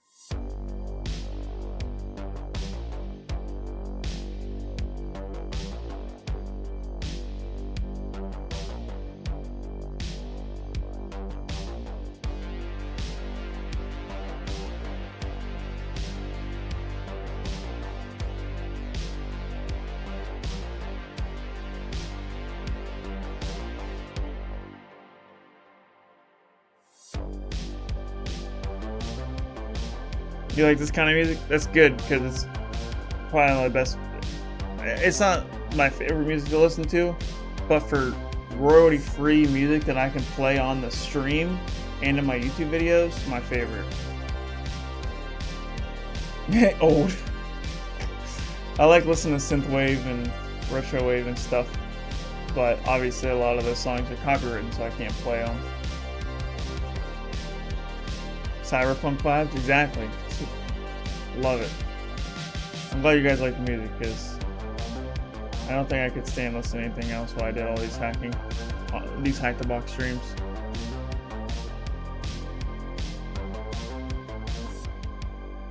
Because all the good music's copyrighted, and this is like I said, in my opinion, the best music that's copyright and royalty free.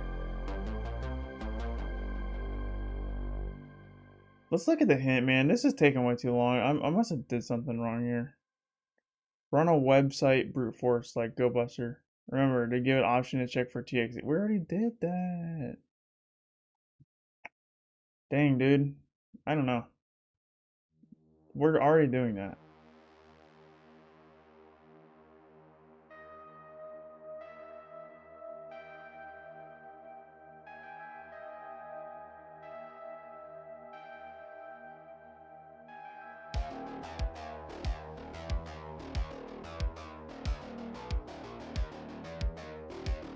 Well, we can do this.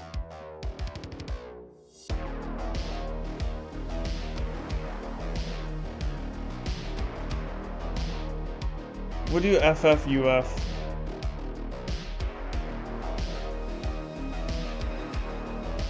This is what we did last time, and it like found the thing instantly.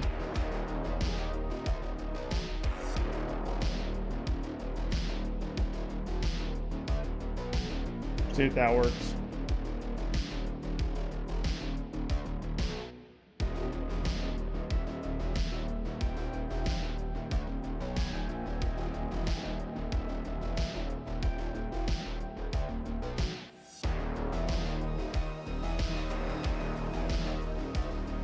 What? What just happened? We did not go through that whole entire word list that fast. Bro, I have no idea why I can't find this.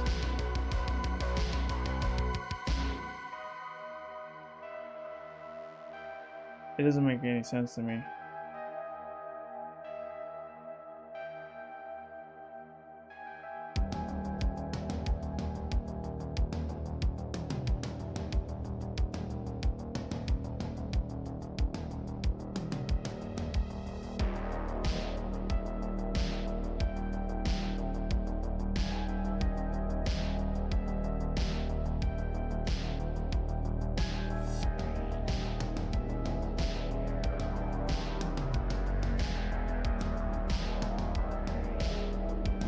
I will review my age in the podcast if you'd like to. I mean, it's not necessary. I never ask anybody for their age in the podcast. I mean, if you want to drop the age, then that's fine if we get you on the show. Can we set it to search only for TXT? Yeah, but I gotta cancel this. Right now, search for TXT and PHP. I don't know why we shouldn't have tacked on PHP, but it definitely slowed us down, I think. Maybe. I have only a few years as network security engineering analyst. Nice.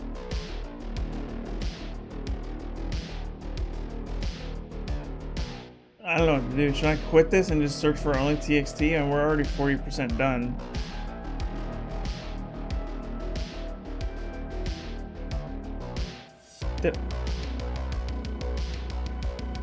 Typo? How do I do a typo? Oh, you're talking about up here?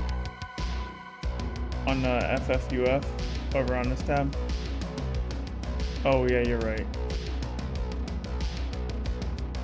HTTPS. I was wondering how I went through the word list so fast. Oh gosh.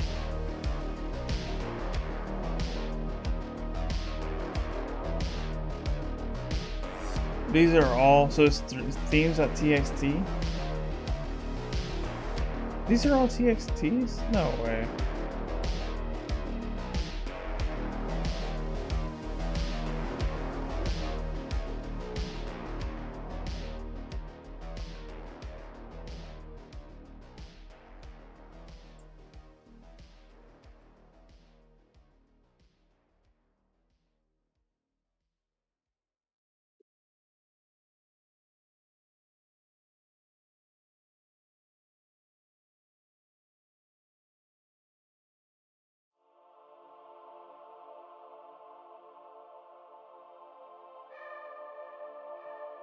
It's looking for TXT onlys, but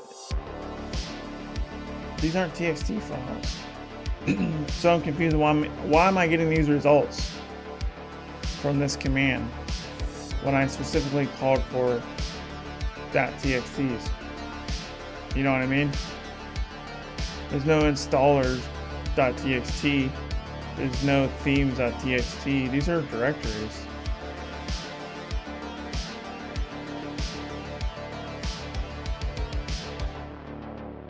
Maybe I gotta do recursion. I don't know, man. Let's look up recursion depth.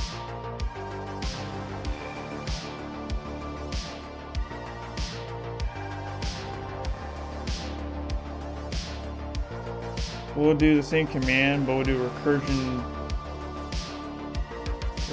depth. I don't know, 3. See if that finds anything.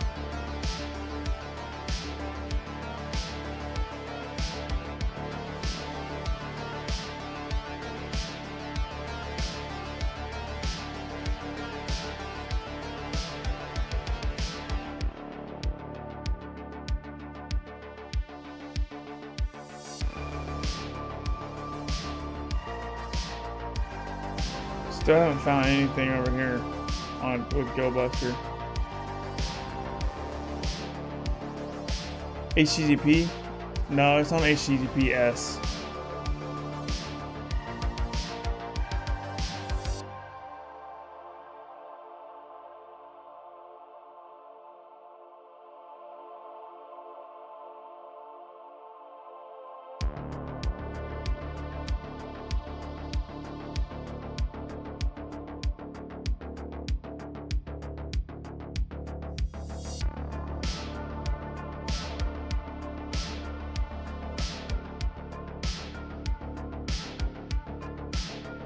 Man, this one's rough. Just looking for one TXT file that we can't find, guys. What's this?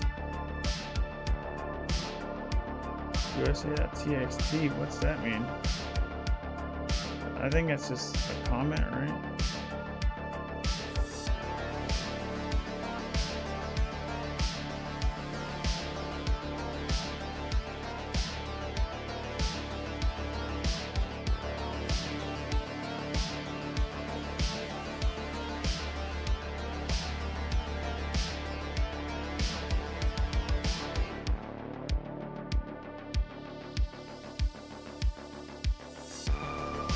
Dare 301. Oh yeah, you're right.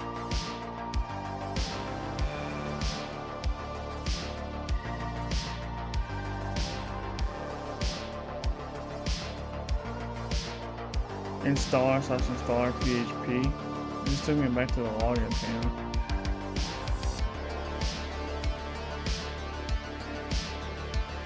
It's a tree. Oh, this is interesting.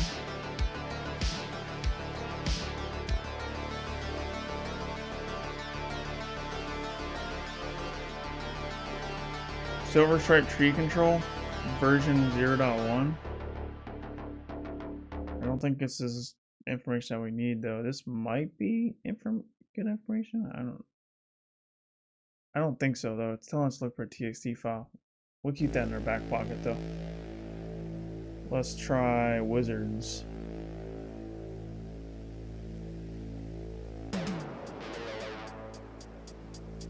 I spelled wizards wrong, I think.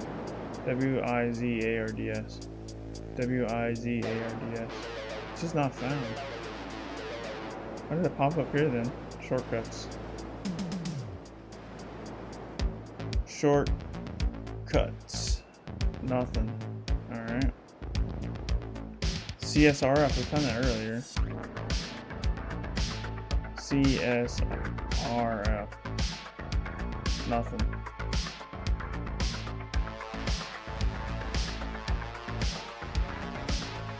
What's up, happy to hold one stream. Thanks for stopping in. Glad to see you here. What exactly are you doing? I am doing Hack the Box. I'm specifically trying to hack into a machine called Sense. And more specifically, we are trying to find a text file on this web server that's going to give us user information, but we don't know where the text file is or what it's called. And that's what we're trying to do. We're trying to find that text file to get user information. And the reason why we know that is because I'm in guided mode. What text file can be found on the web server that contains the user information? So we're fuzzing with GoBuster and FurroxBuster to find a file with a TXT extension. Hopefully that is a good explanation of what we're trying to do, Pappy. Thanks for stopping in.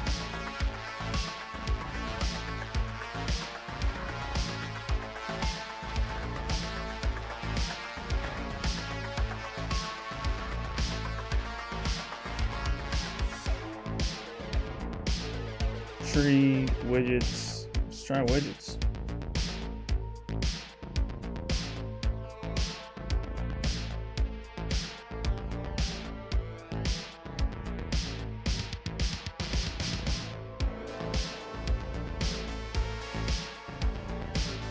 Classes, nothing. JavaScript.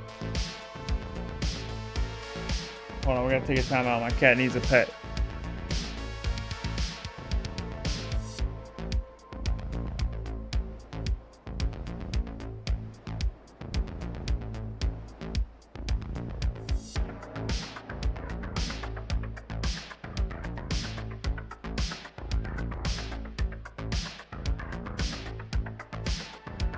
Alright, classes didn't find anything. Let's try JavaScript.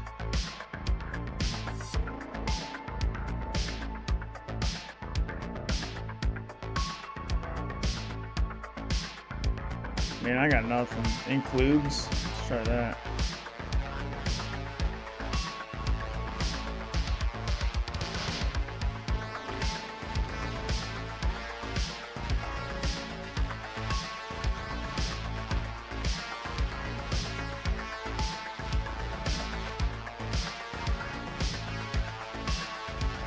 This is taking too long to find this. I'm scanning, but I mean, maybe eventually we might find it, but I don't know why it's not finding it. File browser? Now that, my friends, is extremely interesting.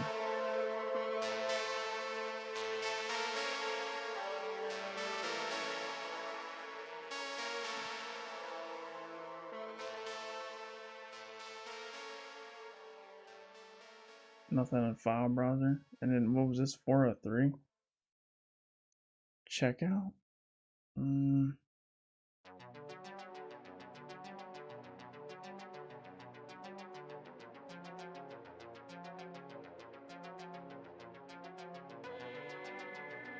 Okay, well darn.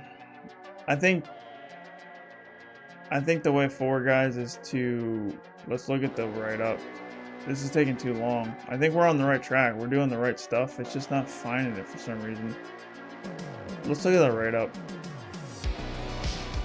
This is the first time I ever had to look at the write-up on the stream. Progress, but we're running out of time on the stream. If we had more time, I wouldn't look at the write-up, but let's look here.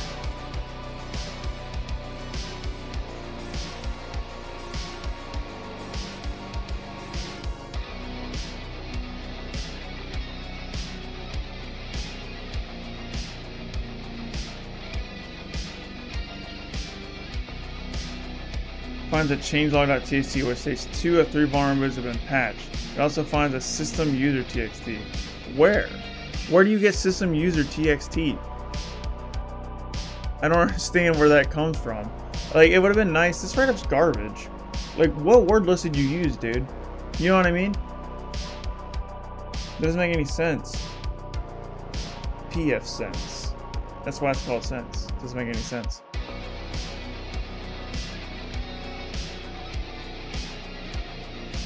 Hint, we do not need recursion. My thing is like, why is system users not popping up for me? I'm using the common word list, you know.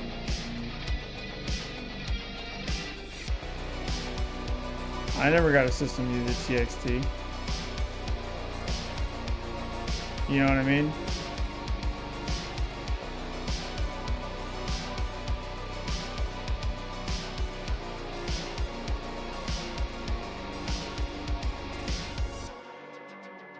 System dash user. Oh, maybe not. I don't. Why is that not working?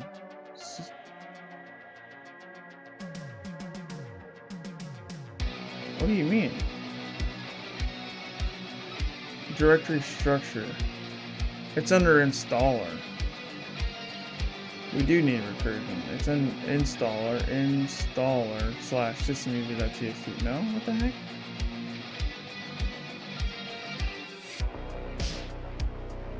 I'm just confused on why this ain't working for me.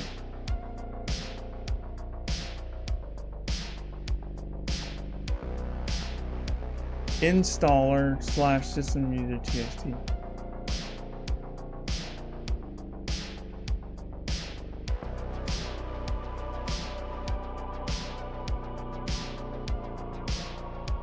What's up, Mr. Air? Thanks for stopping in. Glad to see you here. I mean, I can see the login credentials here, but I want to pull up system user txt. That's the answer, right?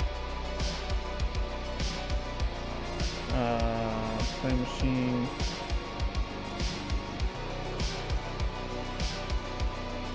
This write-up sucks.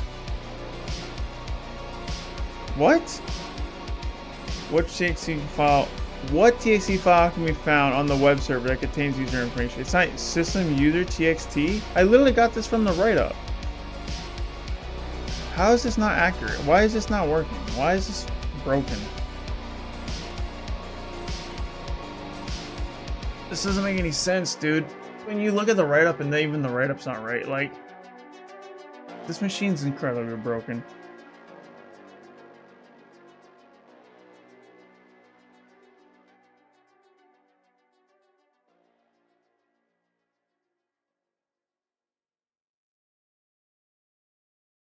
What's up, unknown boy? Welcome to the stream. Thanks for stopping in. Like my outfit? Thanks. Thank you. Just put S in user. Oh, is that what I'm doing wrong? Oh, is it system users?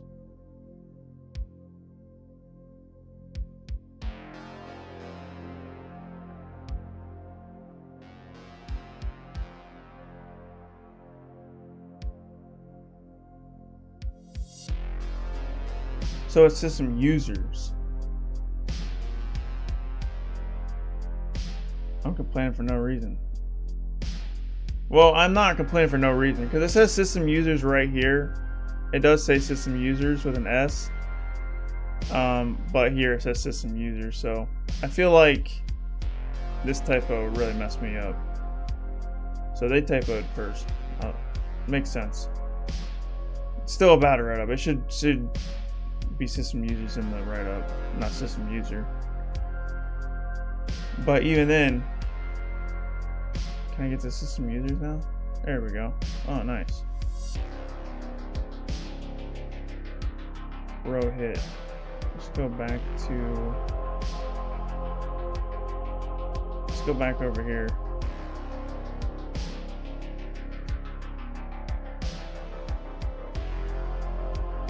PF sense. How did that work? Maybe it's lowercase r? PF sense. There we go. That's crazy how. Can I run commands from here? What is username found? Row hit. What is the default password for the PF sense installation? PF sense. We got that. What version of PF sense is running on sense? 2.1.3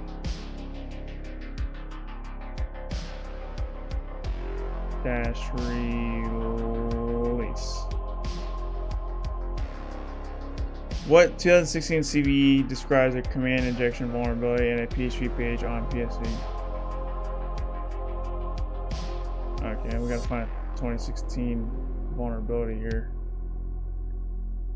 PF release CVE.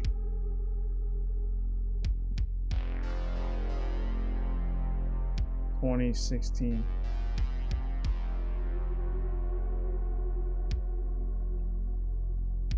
Maybe this one?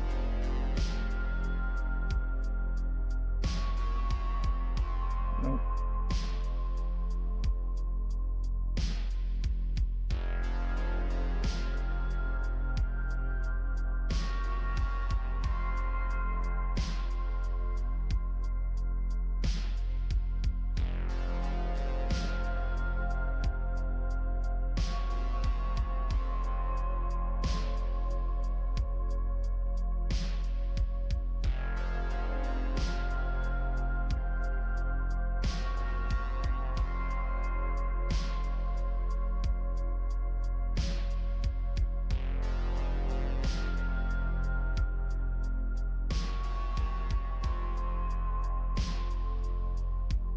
It found a password. Analyze.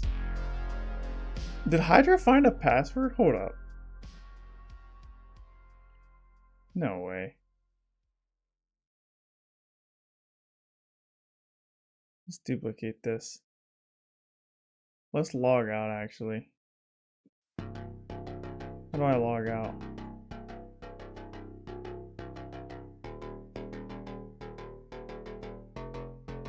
Admin. If analyzes actually works, I would be kind of cool because then we didn't have to find that text file. No, that didn't work. Alright, fair enough.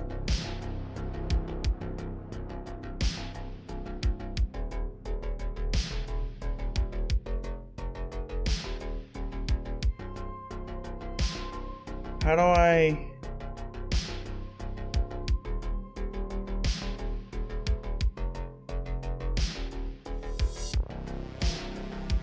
We can actually close out all this.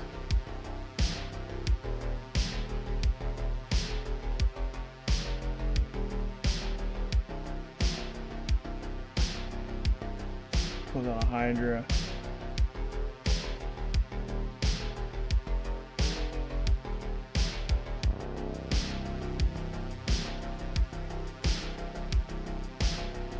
What 2016 CVE ID describes a command injection vulnerability in a PHP page on pfSense via get parameter? Well, it's 2016 something.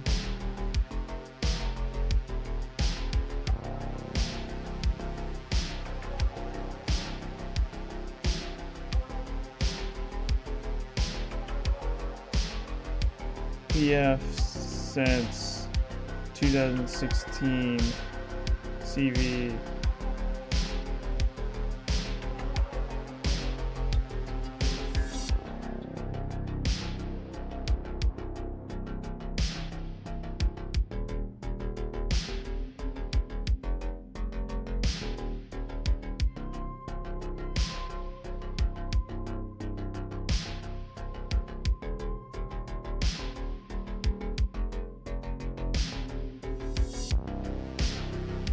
This looks very promising.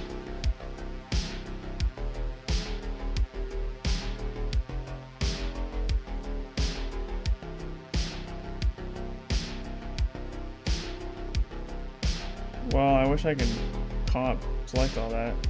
No, that's not working. That worked. Alright, so we just gotta find an exploit for this CV here.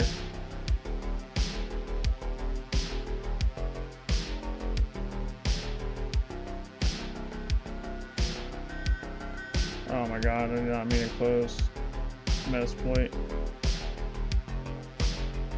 I was gonna see if there was a Metasploit MSF. See if there's a Metasploit model for this. MSF console. What's up, Charles? Welcome back. You was watching on YouTube, now you're watching on Twitch. Nice. Well, you've been going straight for live for 3.5 hours. Thanks, man. Yeah, no problem. The goal is to keep these at about 4 hours, but this one's gonna go a little over, I think.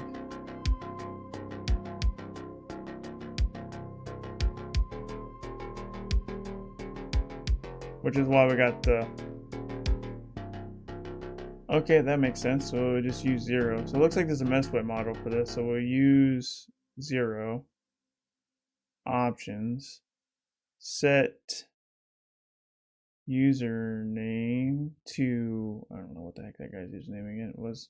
It was like Rohit.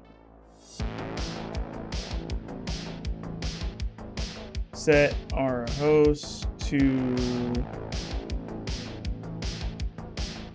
this IP address.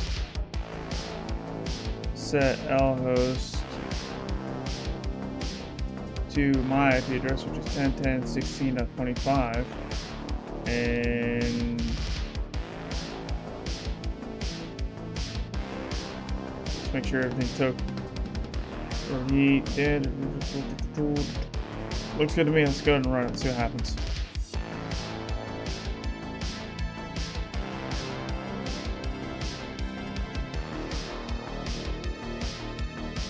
We got an interpreter session. That's really promising. That's really good.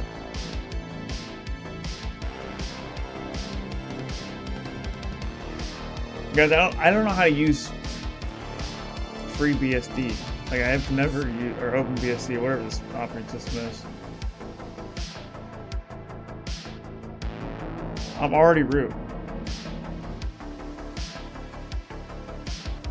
We might be done. We'll just do shell here, but I don't know if it's gonna work. Root. Can do ls. This is a weird operating system. I don't know how it works.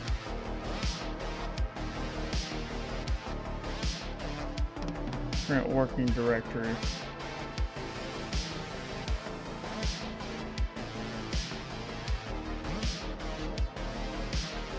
It looks like Linux a little bit, so let's just change directory into root cat root.txt. We're already root. We got a root flag. We just gotta find the... We just have to find the user flag now.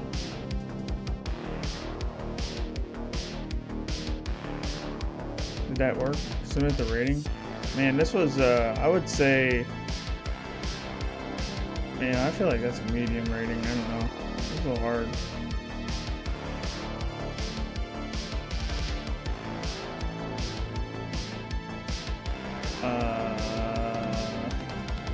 Well, yeah.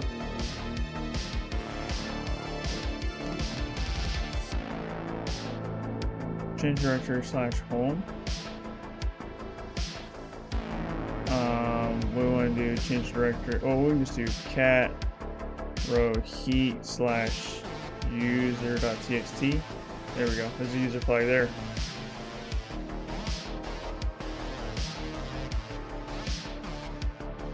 Well, it was easy once you understand where that file. Once you got the credentials and you find out the version number of pfSense, that's easy. But finding that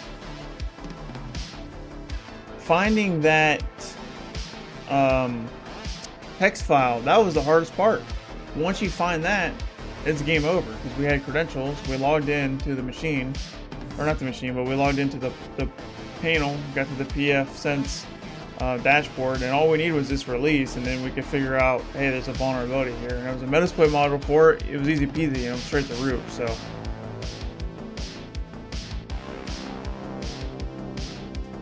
very interesting box.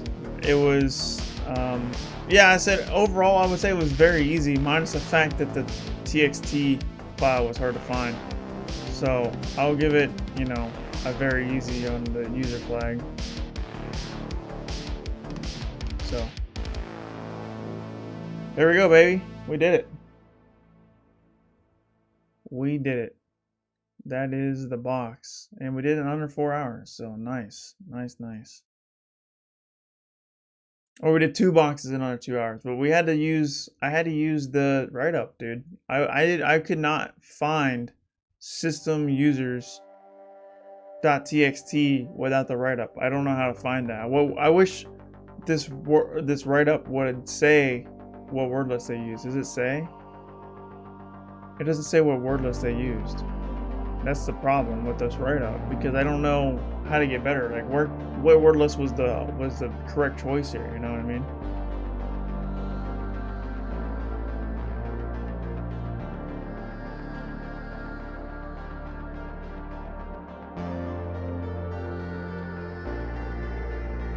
But other than that, man, it's a good box. It was fun. I was getting frustrated because I don't know. Hack the box makes fuzzing a little hard, in my opinion, sometimes. But I mean, I guess it's realistic.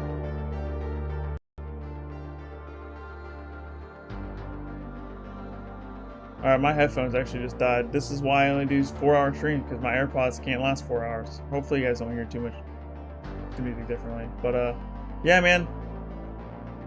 This is great. This is fun, as always. We learned a lot today. We learned that we gotta fuzz for certain file extensions.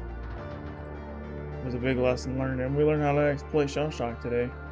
So let's keep going down the right up. So we use this point, so we don't have to read that part. Exploitation. They use this exploit here. So this was an exploit that you could use. That's not Metasploit. Let's go to encoder request, decoder request. They didn't even put the Metasploit, so we did it kind of unintended because we used Metasploit. And they didn't put Metasploit in here, but nice.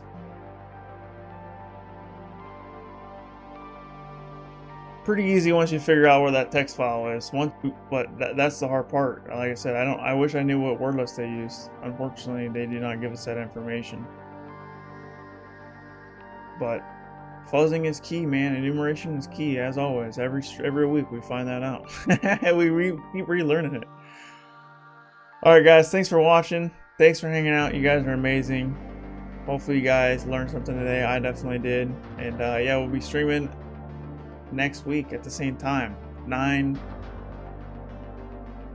a.m. Pacific time, noon. That's 12 p.m. Eastern time.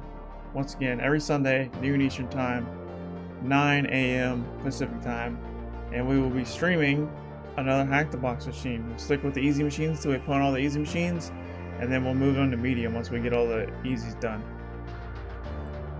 So, thanks everyone. Thanks for watching. Thanks for hanging out. You guys are amazing. Thanks for the support as always. And yeah, see you on the next stream. Check out my other content if you haven't already. I got a YouTube channel. I got a podcast, The Hacker's Cache. It's on Spotify. It's on Apple Podcasts. And it is on YouTube as well. The best way to support the podcast is to watch it on YouTube. Trying to get my YouTube views up.